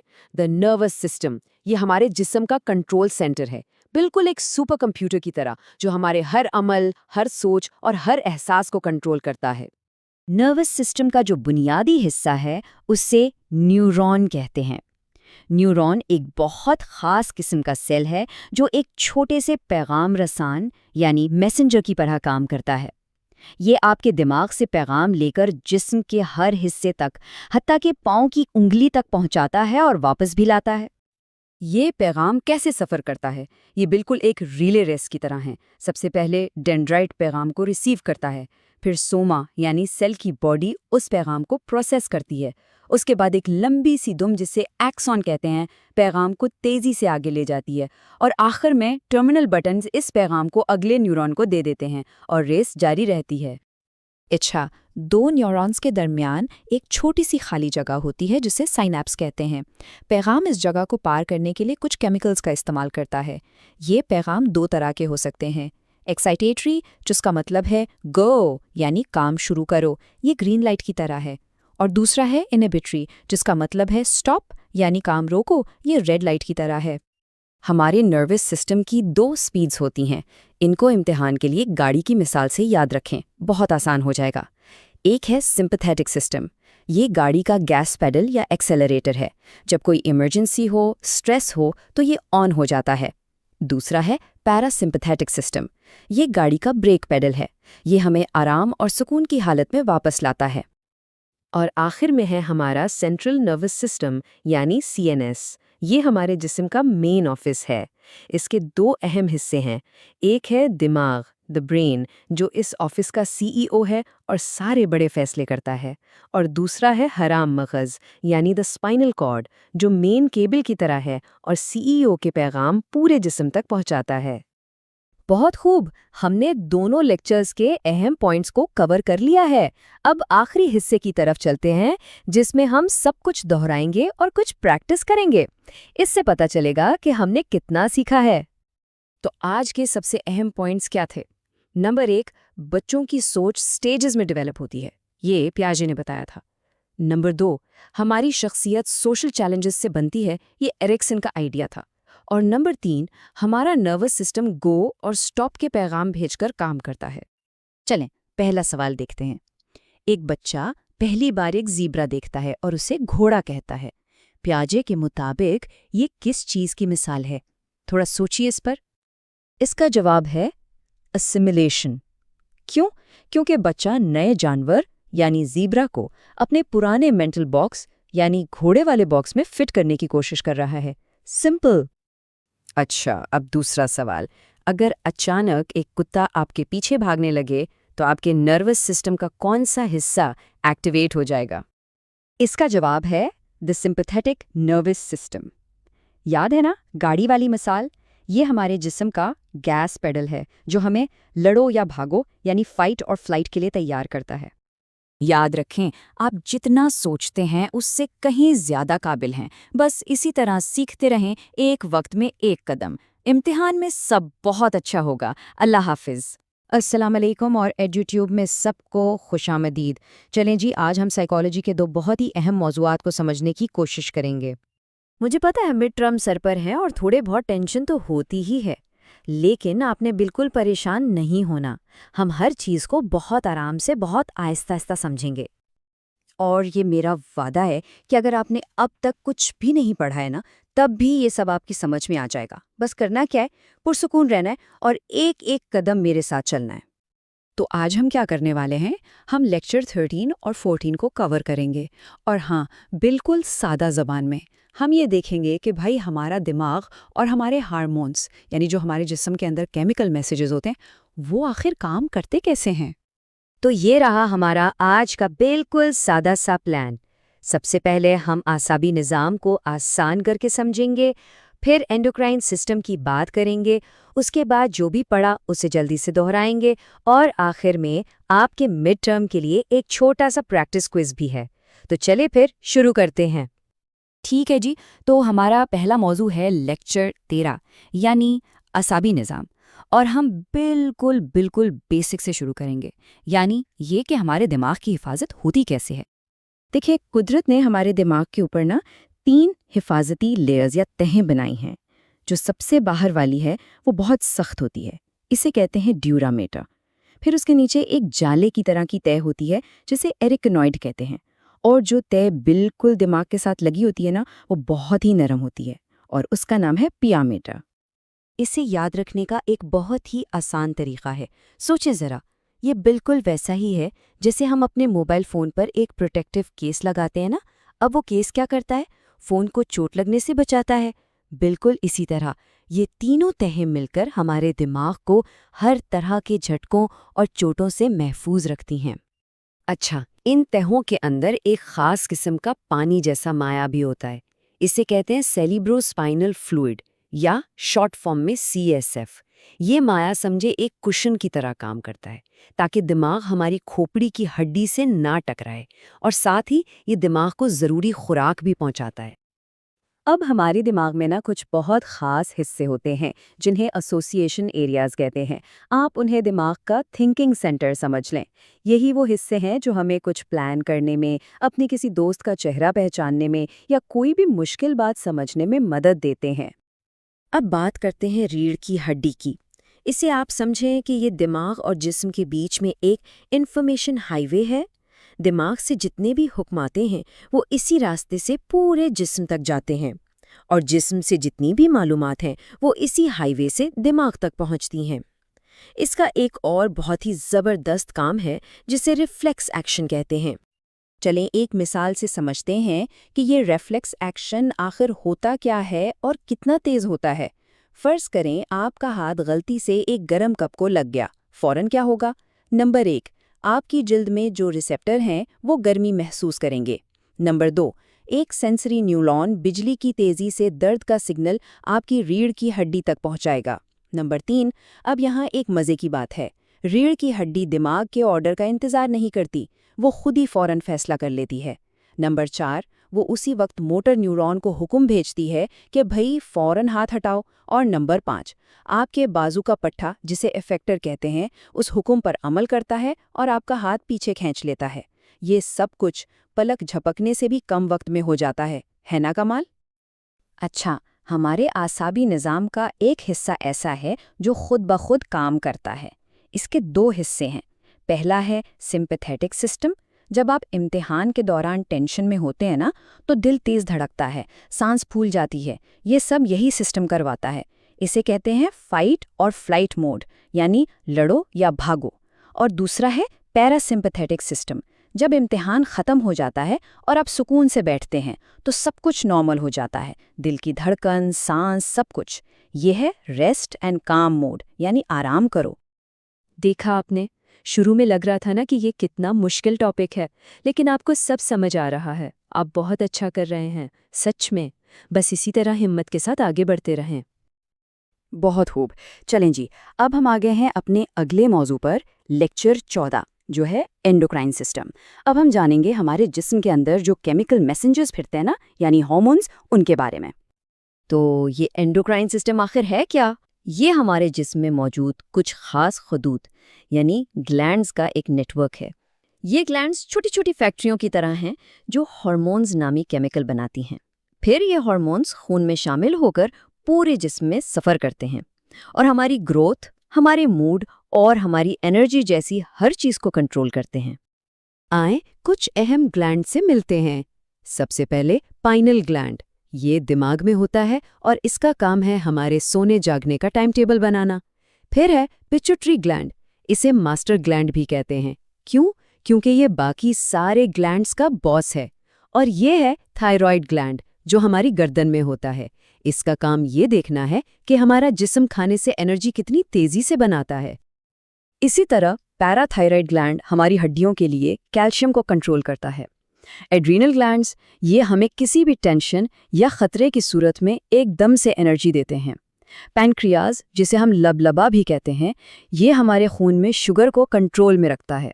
और आखिर में है गोनेड्स, जो हमारे जिनसी नशोनुमा के जिम्मेदार होते हैं। और एक दिलचस्प बात ये भी है कि इन बड़े ग्लैंड्स के अलावा भी हमारे जिस्म के कुछ दूसरे हिस्से हैं, जैसे हमारा दिल, हमारा मैदा। ये भी छोटे पैमाने पर कुछ हार्मोन्स बनाते हैं जो अलग अलग कामों में मदद करते हैं। कभी कभी जब हार्मोन्स का बैलेंस खराब हो जाता है तो कुछ मसाइल हो सकते हैं, जैसे अगर थायराइड ग्लैंड बहुत कम काम करे तो उसे हाइपोथायरॉयडिज्म कहते हैं। इसकी अलामात में थकावट, वजन बढ़ना और ग्रोथ का सुस्त हो जाना शामिल है। और अगर यही ग्लैंड बहुत ज़्यादा काम करने लगे तो इसे हाइपरथायरॉयडिज्म कहते हैं। इसमें वजन कम होता है, दिल की धड़कन तेज़ रहती है और पसीना ज़्यादा आता है। और अगर बच्चों में थायराइड हार्मोन की कमी हो जाए तो उससे जो मसला होता है उसे क्रिटिनिज्म कहते हैं, जिससे उनकी नशोनुमा पर असर पड़ता है। ज़बरदस्त, हमने दोनों लेक्चर्स मुकम्मल कर लिए हैं। चले अब एक नज़र इन सबसे अहम बातों पर डालते हैं जो इम्तिहान के लिए याद रखनी है। तो जो सबसे अहम बातें याद रखनी है वो ये हैं। पहली बात, दिमाग की 3 हिफाज़ती तहें होती हैं। दूसरी, CSF दिमाग के लिए एक लिक्विड कुशन की तरह है। तीसरी बात, रिफ्लेक्स आर्क एक बहुत तेज़ हिफाज़ती रास्ता है, जैसे गर्म चीज़ को छूने पर हाथ का हटना। फिर सिंपैथेटिक सिस्टम टेंशन के लिए है और पैरासिम्पैथेटिक सुकून के लिए। उसके बाद एंडोक्राइन सिस्टम गुदूदों के जरिए हार्मोन्स के पैगाम भेजता है। और आखिर में अहम हार्मोन्स हमारी नींद, ग्रोथ, टेंशन और शुगर को कंट्रोल करते हैं। बस। चलें जी, अब वक्त है अपनी तैयारी को चेक करने का। घबराना बिल्कुल नहीं है, ये सिर्फ प्रैक्टिस के लिए है। मुझे पूरा यकीन है कि आप ये कर सकते हैं। तो शुरू करें। पहला सवाल ये है, ऑटोनॉमिक आसाबी निज़ाम का कौन सा हिस्सा उस वक्त एक्टिव होता है जब आप इम्तिहान के दौरान बहुत ज़्यादा टेंशन में होते हैं? आपके ऑप्शंस हैं A, somatic system, B, sympathetic system, C, parasympathetic system या डी, मरकज़ी आसाबी निज़ाम। आराम से सोचकर जवाब दें। और ये रहा दूसरा सवाल, कौन सा गुद मास्टर गुद के नाम से जाना जाता है, क्योंकि वो जिस्म के बहुत से दूसरे गुदूदों को कंट्रोल करता है। ऑप्शंस हैं ए, थायराइड गुद, बी, एड्रीनल गुद, सी, पाइनियल गुद या डी, पिट्यूटरी गुद। ठीक है, तो पहले सवाल का सही जवाब था बी, सिंपैथेटिक सिस्टम, और दूसरे सवाल का सही जवाब है डी, पिट्यूटरी गुद। आपने बहुत अच्छा किया, शाबाश। अगर आप इसी तरह सीखते रहे तो यकीन करें आप इम्तिहान में बहुत अच्छे नंबर्स ले सकते हैं। अगले लेक्चर में आपसे मुलाकात होगी। इस साइव 10 हम क्रैश कोर्स के सेक्शन 8 में खुशामदीद। चलिए अपने मिड टर्म की तैयारी को एक कदम और आगे बढ़ाते हैं। तो जैसा कि हम जानते हैं कि मिड टर्म में लेक्चर 1 से 24 तक सब कुछ शामिल है। इस सेक्शन में हम खास तौर पर लेक्चर 15 और 16 पर फोकस करेंगे और उन्हें बहुत ही आसान ज़बान में समझेंगे। और फिक्र की कोई बात नहीं, क्योंकि सारा मवाद आपके ऑफिशियल हैंडआउट से ही लिया गया है। हम हर चीज को इतने सादा तरीके से देखेंगे कि सब कुछ आसानी से समझ आ जाएगा। ठीक है, तो आइए अपने पहले टॉपिक से शुरू करते हैं, जो है सेंसेशन यानी एहसास। ये वो बुनियादी तरीका है जिससे हम अपने आसपास की दुनिया से जुड़ते हैं। अच्छा, तो ये तारीफ बिल्कुल आपके हैंडआउट से ली गई है। अब इसको बिल्कुल आसान ज़बान में समझते हैं। देखें, जब भी कोई चीज़, मान लें रोशनी या कोई आवाज़, हमारे सेंस ऑर्गन्स यानी हमारी आंख या कान से टकराती है ना, तो उससे जो हमें एक अवेयरनेस, एक आगाही मिलती है, बस इसी को सेंसेशन कहते हैं। ये समझें कि ये हकीकत के साथ हमारा सबसे पहला कांटेक्ट है। हम सब बचपन से 5 सेंसेस के बारे में पढ़ते आए हैं: देखना, सुनना, सूंघना, चखना और छूना। लेकिन एक दिलचस्प बात यह है कि अब माहिरीन बैलेंस यानी तवाज़ुन को भी एक बहुत अहम और ख़ास हिस्सा मानते हैं। ये प्रोसेस समझना बहुत ही आसान है, सिर्फ 4 कदम है। पहला, कोई भी स्टिमुलस जैसे कि रोशनी हमारे सेंस ऑर्गन यानी आंख तक पहुंचती है। दूसरा, आंख इस रोशनी को एक इलेक्ट्रिकल सिग्नल या नर्व इम्पल्स में बदलती है। और आखिर में ये सिग्नल दिमाग तक जाता है, जहां हमें पता चलता है कि हमने क्या देखा है। चलिए अब जरा देखने की हिस्स यानी विजन पर तफसील से बात करते हैं। हम रोशनी के एक सिग्नल का पूरा सफर देखेंगे कि वो हमारी आंख के अंदर कैसे सफर करता है। इम्तिहान के लिहाज से आंख की साख्त को समझना बहुत जरूरी है। इसके 3 मेन पार्ट्स हैं। हम एक एक करके इन सब को देखेंगे ताकि ये बिल्कुल आसान हो जाए। तो रोशनी का सफर शुरू होता है कॉर्निया से, जो आंख की सबसे बाहरी बिल्कुल शफाफ तय है। वहां से रोशनी प्यूपिल यानी काले नुक्ते से गुजरती है। इस प्यूपिल को आइरिस यानी आंख का रंगीन हिस्सा कंट्रोल करता है। आखिर में लेंस उस रोशनी को एक जगह फोकस करता है। जब लेंस रोशनी को फोकस करता है तो वो सीधा आंख के पिछले पर्दे पर पड़ती है, जिसे रेटिना कहते हैं।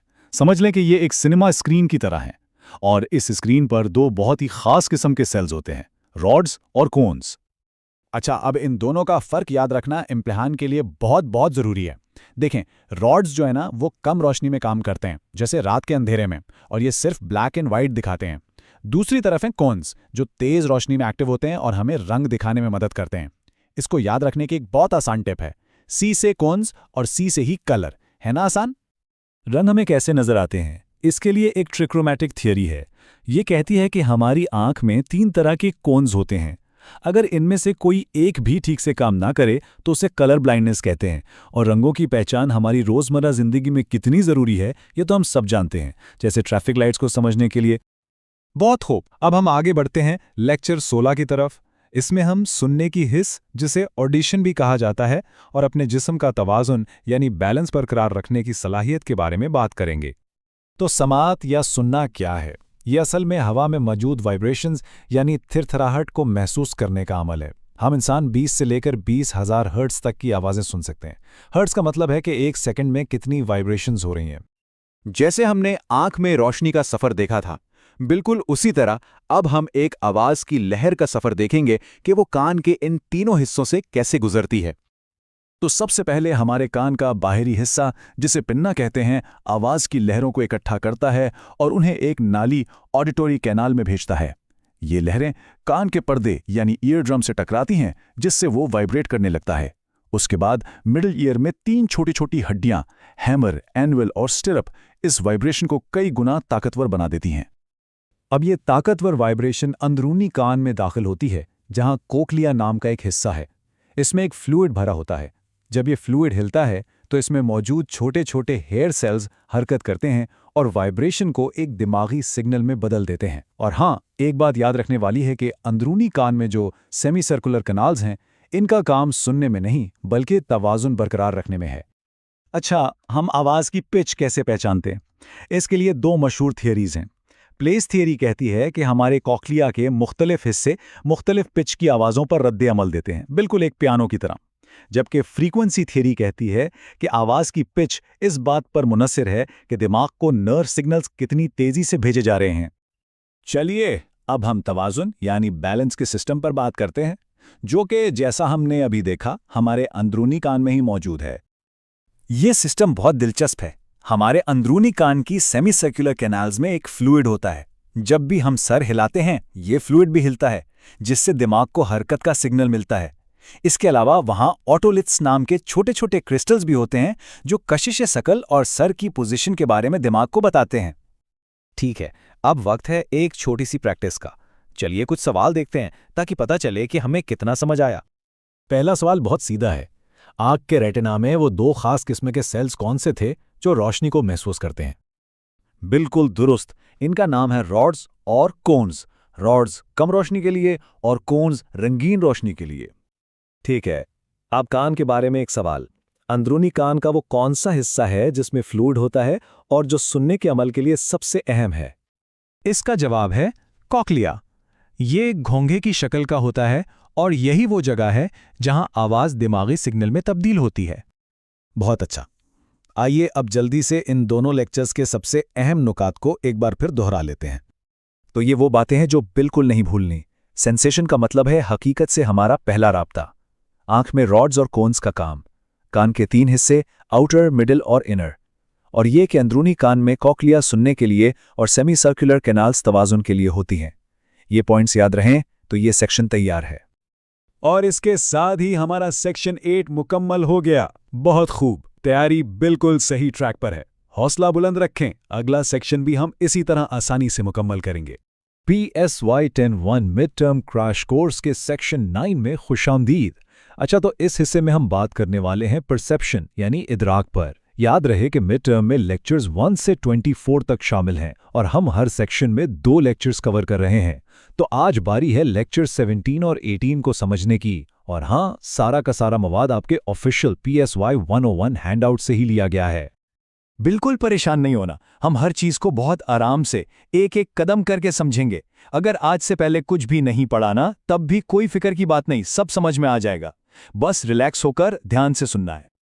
ठीक है, तो ये रहा हमारा आज का रोड मैप। सबसे पहले हम समझेंगे कि इदराक क्या है, फिर देखेंगे कि हम अपनी दुनिया को कैसे देखते हैं।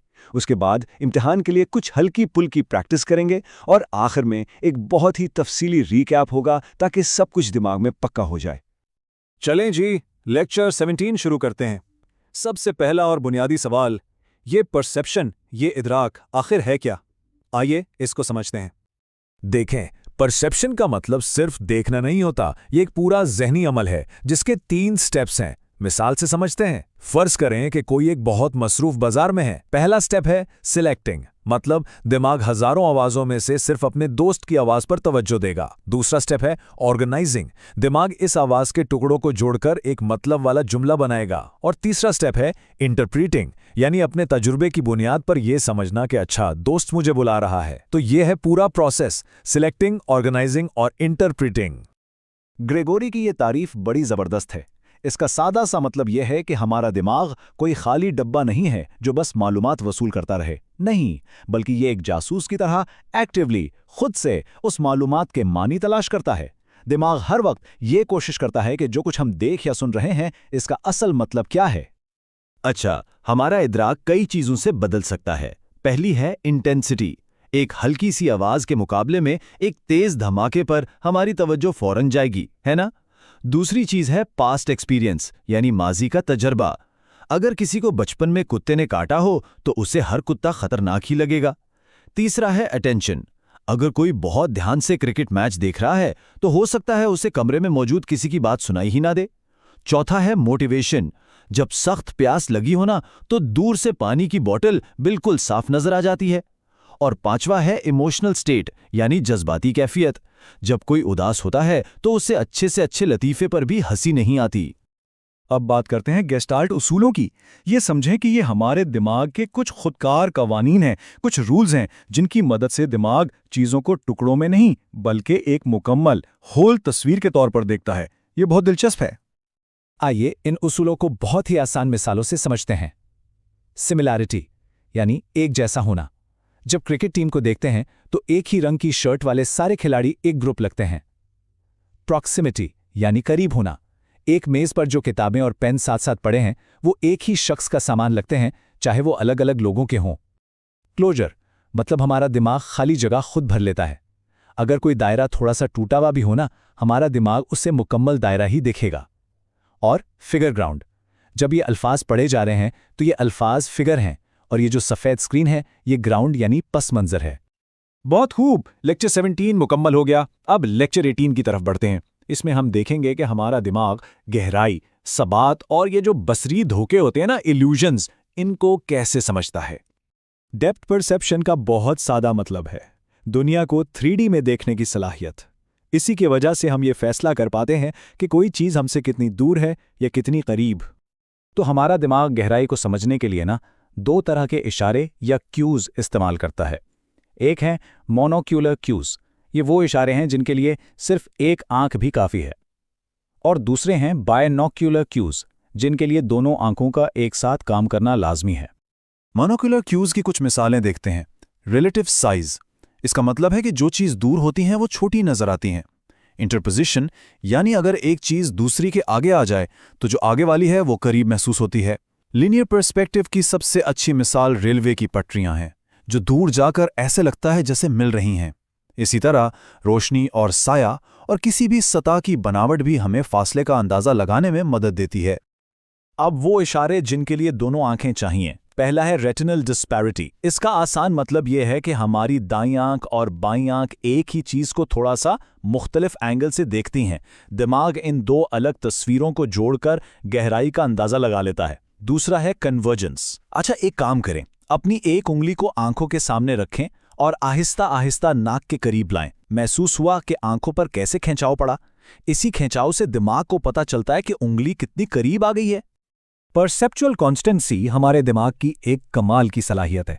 इसका मतलब है कि दिमाग को पता होता है कि चीज़ों का साइज, शक्ल और रंग असल में वही रहता है, चाहे वो हमें अलग अलग जावियों या रोशनी की वजह से मुख्तलिफ ही क्यों ना नजर आए। जैसे एक दरवाज़ा जब खुलता है तो उसकी शक्ल बदलती हुई नजर आती है, लेकिन हमें पता है कि वो एक चौकोर दरवाज़ा ही है। और आखिर में आते हैं इल्यूजन्स, यानी नजरी धोखे। ये कोई जादू नहीं है, बल्कि ये हमारे दिमाग की बड़ी दिलचस्प गलतियां हैं। ऐसा तब होता है जब हमारा दिमाग अपने नॉर्मल रूल्स इस्तेमाल करके किसी चीज़ को समझने की कोशिश करता है, लेकिन उससे गलती हो जाती है और हमें वो नज़र आने लगता है जो हकीकत में वहाँ है ही नहीं। बेहतरीन। दोनों लेक्चर्स के जो मेन आइडियाज थे वो हमने समझ लिए हैं। चलें अब कुछ आसान से सवालों की प्रैक्टिस करते हैं ताकि पता चले कि कितना याद हुआ है। हिम्मत करें, ये हो जाएगा।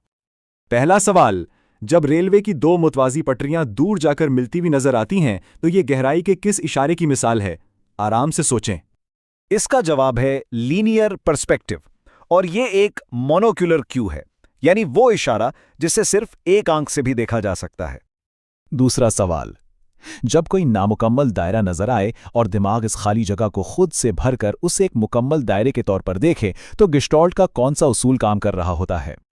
जवाब है क्लोजर, क्योंकि हमारे जहन में यह सलाहियत है कि वो नामुकम्मल चीजों को मुकम्मल करके देखता है। शाबाश।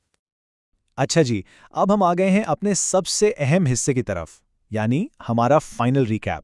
ये बहुत ज़रूरी है कि हम हर चीज़ को बहुत ही आहिस्ता आहिस्ता दोहराएं ताकि ये सारी मालूमात इम्तिहान के लिए जहन में बिल्कुल पक्की हो जाए। तो पूरा ध्यान यहाँ रखना है। ठीक है, अब बहुत आराम से लेक्चर 17 की हर चीज़ दोहराते हैं। सबसे पहले हमने सीखा कि परसेप्शन क्या है। याद है ना, ये सिर्फ देखना नहीं है, ये एक पूरा ज़हनी अमल है जिसके 3 कदम हैं। पहला कदम सिलेक्टिंग, यानी अपने इर्द गिर्द की हजारों चीज़ों में से किसी एक पर तवज्जो देना, जैसे शोर में किसी की आवाज़ सुनना। दूसरा कदम ऑर्गेनाइजिंग, यानी दिमाग का उस मालूमात को तरतीब देना, उस आवाज़ को अल्फाज और जुमलों में जोड़ना। और तीसरा कदम इंटरप्रेटिंग, यानी अपने पुराने तजुर्बे की बुनियाद पर उसका मतलब निकालना कि ओह, ये कोई मुझे बुला रहा है। ये तीनों कदम मिलकर परसेप्शन बनाते हैं। फिर हमने देखा कि कई चीज़ें हमारे परसेप्शन पर असर करती हैं, जैसे मोटिवेशन। अगर भूख लगी हो तो खाने की तस्वीर ज़्यादा अच्छी लगती है। उसके बाद हमने पढ़े गेस्टाल्ट के 4 बहुत अहम उसूल। ये बहुत ज़रूरी हैं। पहला, सिमिलैरिटी, एक जैसी दिखने वाली चीज़ें एक ग्रुप लगती हैं, जैसे एक ही यूनिफॉर्म वाले सारे सिपाही। दूसरा, प्रॉक्सिमिटी, जो चीज़ें एक दूसरे के करीब पड़ी हों वो भी एक ग्रुप लगती हैं, जैसे मेज़ पर एक साथ रखे हुए कप और प्लेट। तीसरा, क्लोजर, हमारा दिमाग अधूरी चीज़ों को खुद ब खुद मुकम्मल कर लेता है, जैसे डॉट्स से बना हुआ दायरा हमें पूरा दायरा ही लगता है, हालांकि उसमें गैप्स होते हैं। और चौथा, फिगर ग्राउंड, हम हमेशा एक मरकजी चीज़ यानी फिगर को उसके पसे मंजर यानी ग्राउंड से अलग करके देखते हैं, जैसे आसमान पर चांद। यहाँ चांद फिगर है और आसमान ग्राउंड है। इन चारों उसूलों को अच्छी तरह याद कर लें, सिमिलैरिटी, प्रॉक्सिमिटी, क्लोजर और फिगर ग्राउंड। अब आते हैं लेक्चर 18 के रिकैप पर। इसे भी बहुत ध्यान से सुने। हमने शुरू किया डेप्थ परसेप्शन से। ये क्या था? ये दुनिया को 3D में देखने और फासले का अंदाज़ा लगाने की सलाहियत है। इसके लिए हमारा दिमाग 2 तरह के इशारे इस्तेमाल करता है। पहले थे मोनोक्यूलर क्यूज, यानी वो इशारे जो सिर्फ एक आंख से भी काम कर जाते हैं, जैसे लीनियर पर्सपेक्टिव, यानी रेलवे की पटरियां जो दूर जाकर मिलती हुई नजर आती हैं, या रिलेटिव साइज, दूर का दरख्त छोटा नजर आता है जबकि करीब का बड़ा। फिर थे बाइनोक्यूलर क्यूज, जिनके लिए दोनों आंखों का होना जरूरी है। इसमें पहला था रेटिनल डिस्पैरिटी। याद है ना कि हमारी दोनों आंखें थोड़ा मुख्तलिफ मंजर देखती हैं और दिमाग इस फर्क से गहराई का एहसास पैदा करता है। दूसरा था कन्वर्जेंस, यानी करीब की चीज देखने के लिए आंखों का अंदर की तरफ मुड़ना, जिससे वो खिंचाव महसूस होता है। उसके बाद हमने परसेप्चुअल कंसिस्टेंसी को समझा। ये दिमाग की वो जबरदस्त सलाहियत है कि चीजें बदलती हुई नजर आने पर भी हमें पता होता है कि वो असल में वैसी ही हैं, जैसे शेप कंसिस्टेंसी। एक खुलता हुआ दरवाज़ा शक्ल बदलता है, पर हमें पता है कि वो है एक मुस्ततील दरवाज़ा ही। इसी तरह साइज कंसिस्टेंसी की वजह से दूर जाता हुआ इंसान छोटा लगता है, पर हम जानते हैं कि उसका कद कम नहीं हुआ। और आखिर में हमने इल्यूजन्स यानी बसरी धोखे पर बात की। ये दिमाग की गलतियां हैं, जब दिमाग अपना बेहतरीन अंदाज़ा लगाता है लेकिन वो अंदाज़ा गलत निकलता है। ये सारी तारीफ़ें इम्तिहान के लिए बहुत बहुत अहम हैं। लीजिए, 2 मुकम्मल लेक्चर्स कामयाबी से समझ लिए गए हैं। ये एक बहुत बड़ी कामयाबी है, बहुत बेहतरीन पेशरफ्त हो रही है। बस इसी तरह मेहनत करते रहना है और हम अगले सेक्शन में मिलेंगे। हिम्मत नहीं हारनी। अस्सलामुअलैकुम। PSY 101 mid term crash course के सेक्शन 10 में खुशामदीद। ये कोर्स लेक्चर 1 से लेकर 24 तक सब कवर करेगा और आज इस सेक्शन में हम 2 बहुत ही अहम लेक्चर्स पर बात करने वाले हैं। लेक्चर 19 यानी शऊर की बदली हुई हालतें और लेक्चर 20 सीखने का अमल। तो क्या ये टॉपिक्स कुछ मुश्किल लग रहे हैं? देखें, बिल्कुल भी परेशान होने की ज़रूरत नहीं है। मैं यहाँ हर चीज़ को बहुत ही आराम से और बिल्कुल आसान अल्फाज में समझाऊंगा। बस इत्मीनान रखें, हम एक एक कदम करके आगे बढ़ेंगे और यकीन माने अगर अभी तक कुछ भी नहीं पढ़ा ना, तब भी ये सब आसानी से समझ आ जाएगा। अच्छा, तो आज का हमारा प्लान क्या है? बहुत सीधा साधा है। हम एक पुरसुकून आगाज करेंगे, फिर लेक्चर 19 पर बात करेंगे जिसमें नींद, ख्वाब और इस जैसी दिलचस्प चीज़ें हैं। इसके बाद लेक्चर 20 देखेंगे कि हम असल में सीखते कैसे हैं। फिर एक छोटा सा क्विज करेंगे और हाँ, आखिर में सबसे अहम चीज़ 5 मिनट का एक ज़बरदस्त रीकैप, ताकि हर चीज़ दिमाग में बिल्कुल पक्की हो जाए। चलें फिर शुरू करते हैं लेक्चर 19 से, शऊर की बदली हुई हालतें। मैं वादा करता हूं ये बहुत आसान होने वाला है। अच्छा, तो सबसे पहले ये समझते हैं कि ये कॉन्शियसनेस या शऊर आखिर है क्या। बहुत ही सादा अल्फाज में ये हमारी आगाही है, यानी हर वो चीज़ जो हम इस वक्त महसूस कर रहे हैं, जो सोच रहे हैं, जो जज्बात हैं हमारे, ये सब हमारा शऊर है। अच्छा, तो फिर ऑल्टर्ड स्टेट या बदली हुई हालत क्या हुई? वो तब होती है जब हमारी ये आगाही, ये अवेयरनेस बदल जाती है, जैसे जब हम सो रहे होते हैं। और हाँ, इसी से जुड़ी एक और चीज़ है बायोलॉजिकल रिदम। ये समझे कि हमारे जिस्म की अपनी एक कुदरती घड़ी है, जैसे वो 24 घंटे का सर्केडियन रिदम जो हमें बताता है कि भाई अब सोने का वक्त है और अब जागने का। अब बात करते हैं नींद की। ये शऊर की बदली हुई हालत की सबसे आम मिसाल है।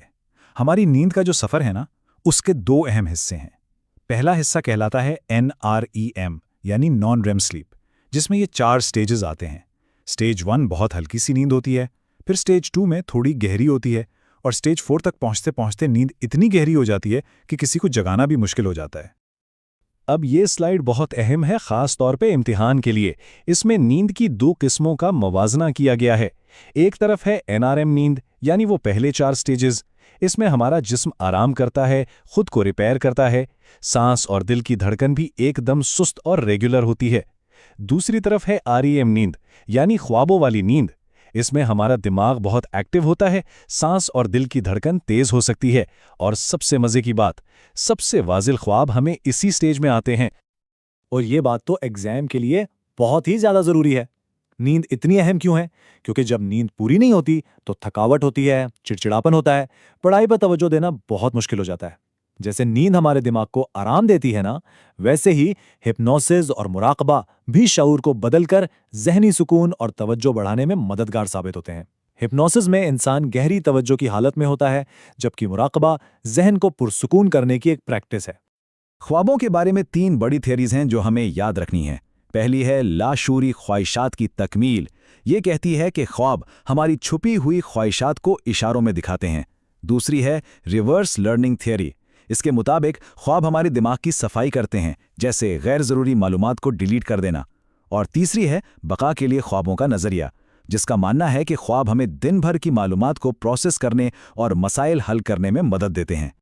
बहुत खूब, लेक्चर 19 हमने मुकम्मल कर लिया। चलें अब आगे बढ़ते हैं लेक्चर 20 की तरफ और ये समझते हैं कि हम असल में सीखते कैसे हैं।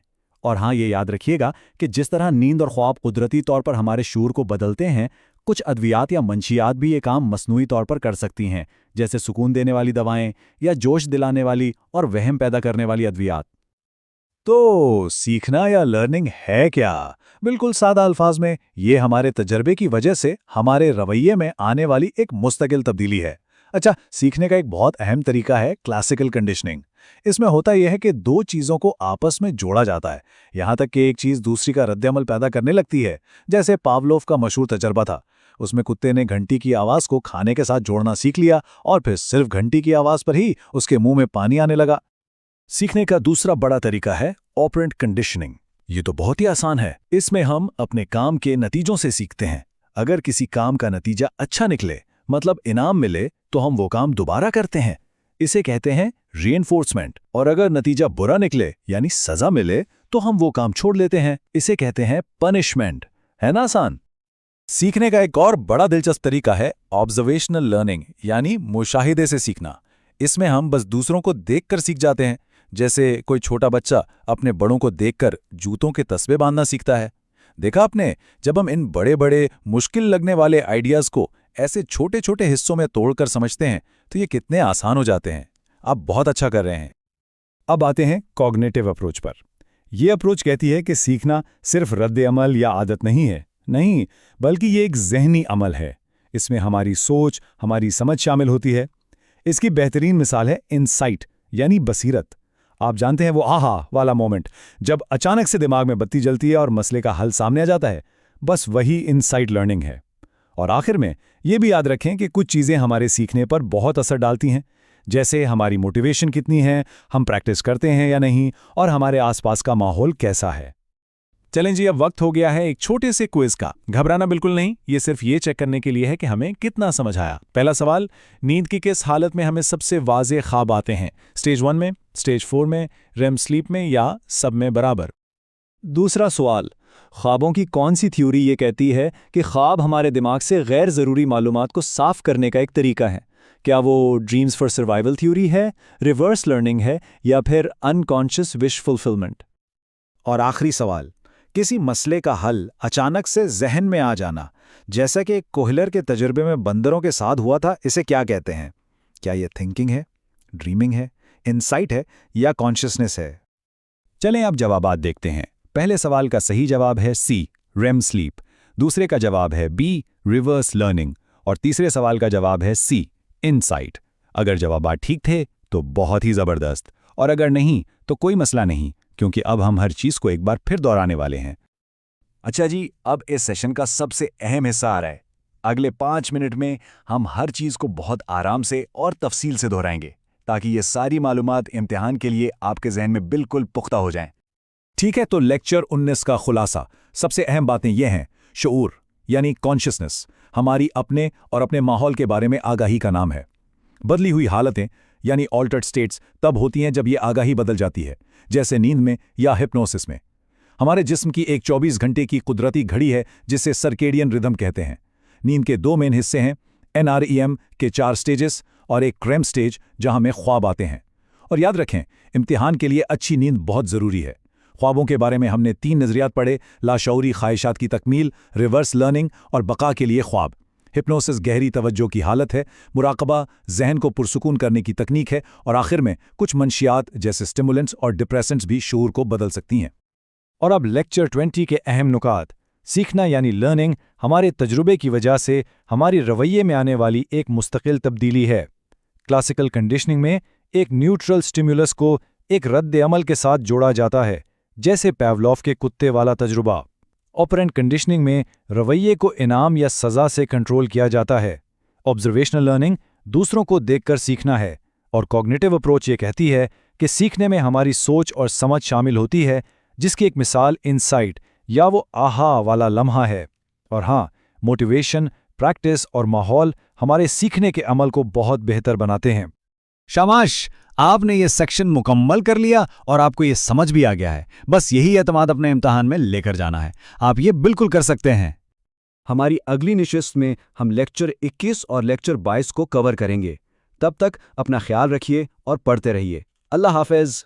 अस्सलाम वालेकुम। PSY 101 mid term crash course के सेक्शन 11 में खुशामदीद।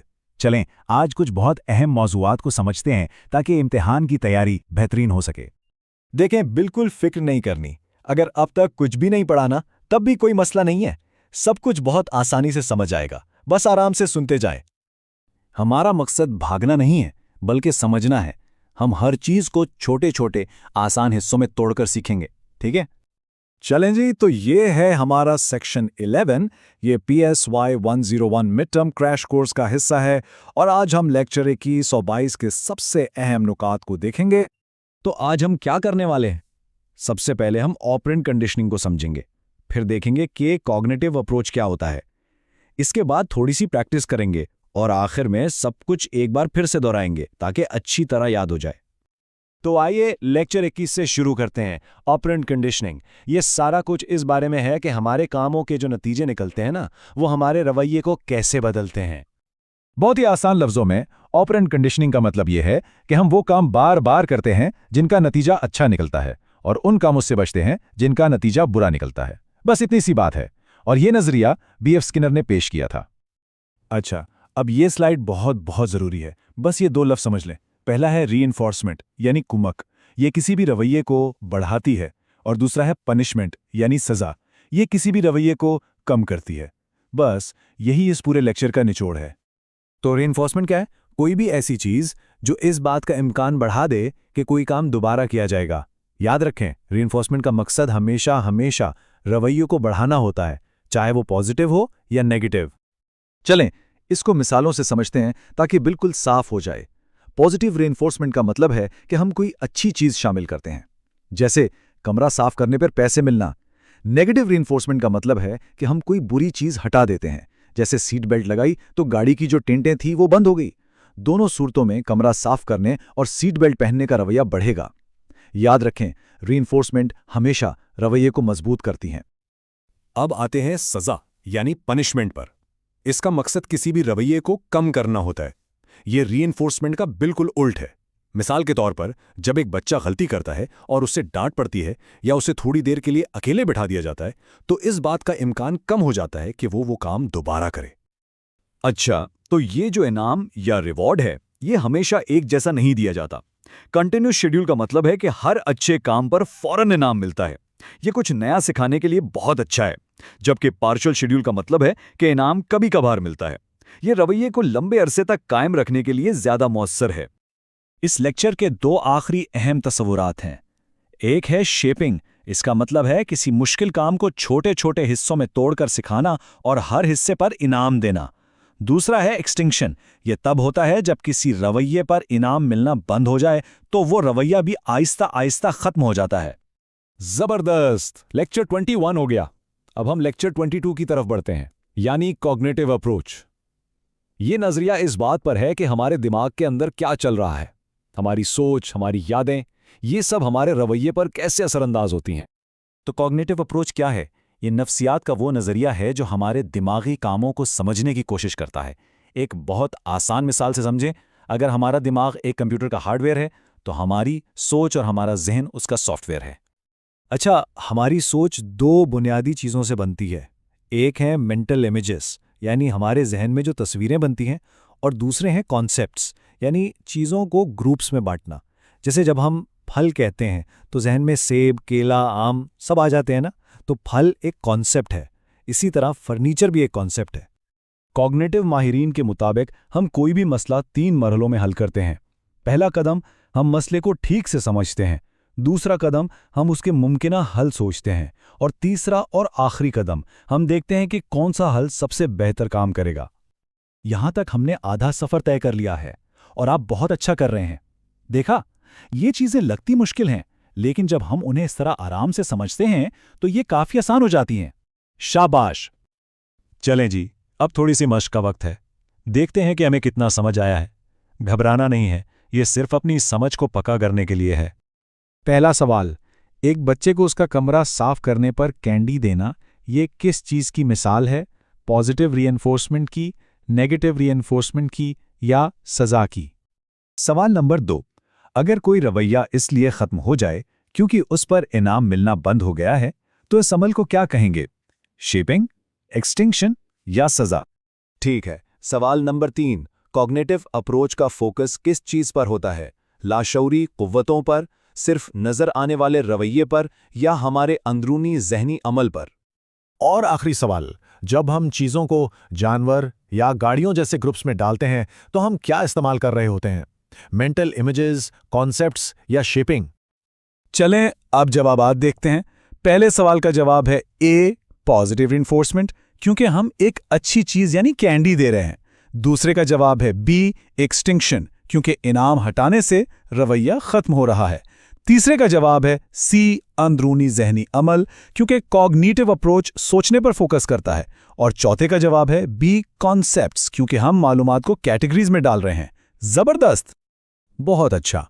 अब सबसे अहम हिस्सा, हम इन तमाम चीज़ों को एक बार फिर बहुत आहिस्ता आहिस्ता दोहराएंगे ताकि इम्तिहान के लिए सब कुछ जहन में बैठ जाए।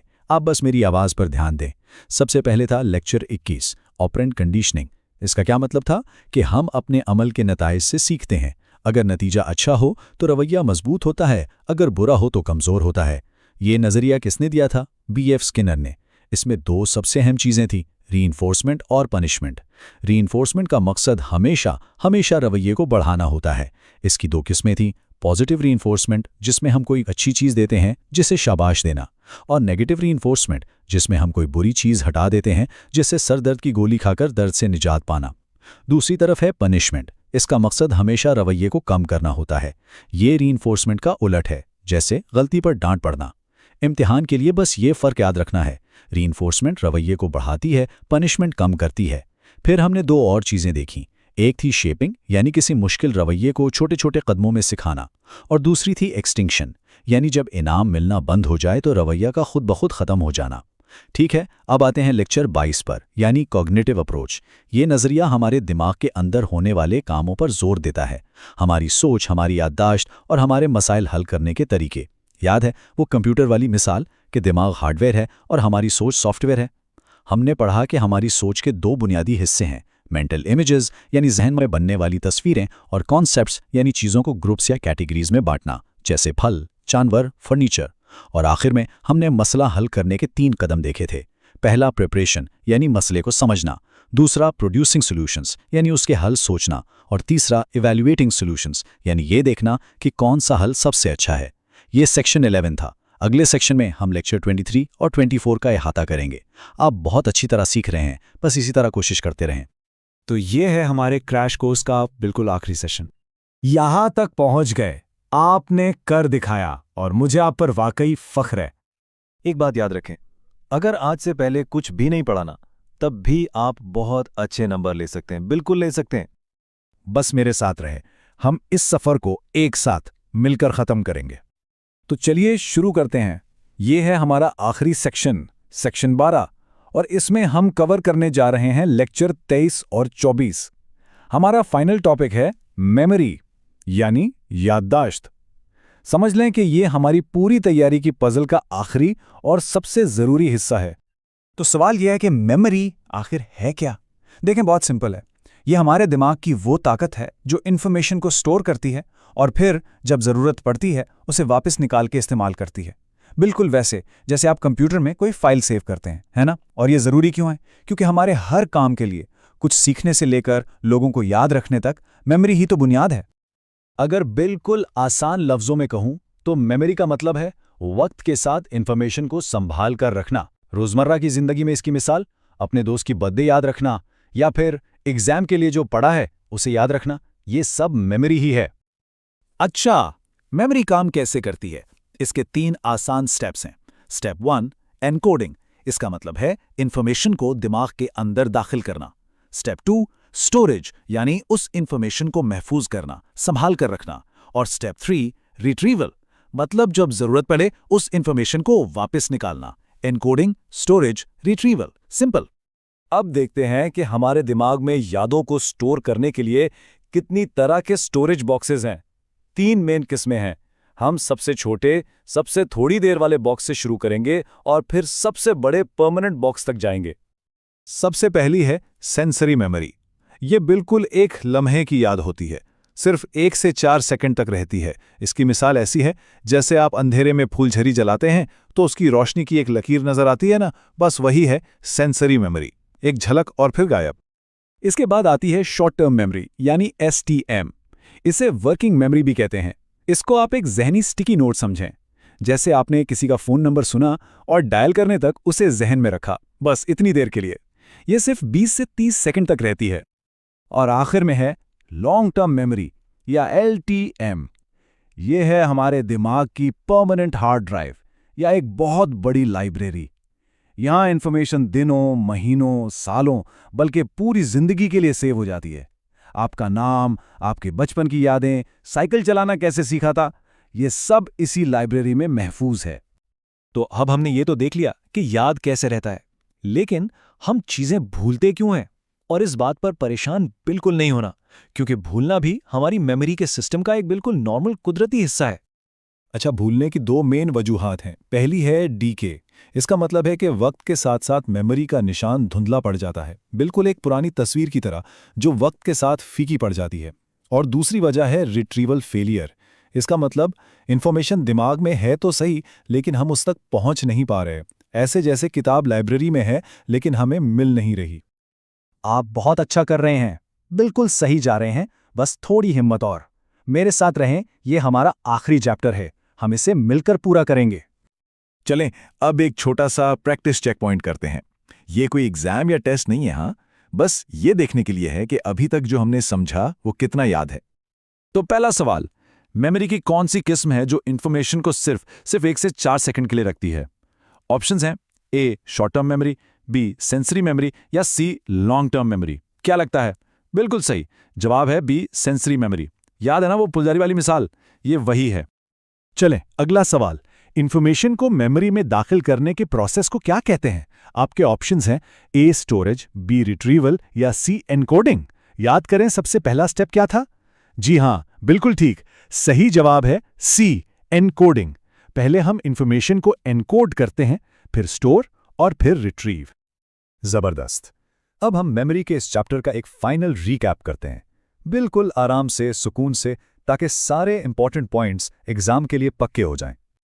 चलें, सब इंपॉर्टेंट चीजों को एक बार फिर से दोहराते हैं। सबसे पहले मेमोरी के 3 स्टेप्स, एनकोडिंग यानी इंफॉर्मेशन अंदर लेना, स्टोरेज यानी उसे महफूज करना और रिट्रीवल यानी उसे बाहर निकालना। फिर मेमोरी की 3 टाइप्स, सेंसरी मेमोरी जो बस एक झलक होती है 1 से 4 सेकंड की, फिर है शॉर्ट टर्म मेमोरी, हमारी टेम्परेरी वर्कस्पेस जो 20 से 30 सेकंड तक चलती है, और फिर है लॉन्ग टर्म मेमोरी, हमारी परमानेंट लाइब्रेरी। और हाँ, हम भूलते क्यों हैं? या तो डीके की वजह से यानी याद वक्त के साथ फीकी पड़ जाती है, या फिर रिट्रीवल फेलियर की वजह से यानी इंफॉर्मेशन है लेकिन मिल नहीं रही। और अब वो लम्हा जिसका इंतजार था, पूरे कोर्स का एक ग्रैंड रिकैप। चले मिलकर देखते हैं कि इस पूरे सफर में हमने क्या कुछ सीखा है। ये आपकी मेहनत और कामयाबी का सेलिब्रेशन है। आपने अपना सफर शुरू किया साइकोलॉजी की बुनियादों और उसकी तारीख से, फिर आपने बड़े बड़े अप्रोचेस को समझा, बायोलॉजिकल, साइकोडायनामिक, बिहेवियरल, ह्यूमनिस्टिक। आपने जाना कि रिसर्च कैसे होती है, आपने नर्वस सिस्टम और एंडोक्रिन सिस्टम के राज समझे, फिर सेंसेशन और परसेप्शन की दुनिया में कदम रखा, कॉन्शियसनेस, नींद और ख्वाबों को एक्सप्लोर किया, लर्निंग और कंडीशनिंग के सूल सीखे, थिंकिंग और कॉग्निशन को पढ़ा, और आखिर में अभी आपने मेमोरी को भी मास्टर कर लिया है। देखें कितना कुछ आप कवर कर चुके हैं, ये बहुत बड़ी अचीवमेंट है। इस सब के बाद अब आप एग्जाम के लिए बिल्कुल पूरी तरह तैयार हैं। यकीन रखें, आप ये कर सकते हैं और आप बहुत अच्छे नंबर हासिल करेंगे। मेरी तरफ से good luck. EduTube, where blockchain becomes easy to understand.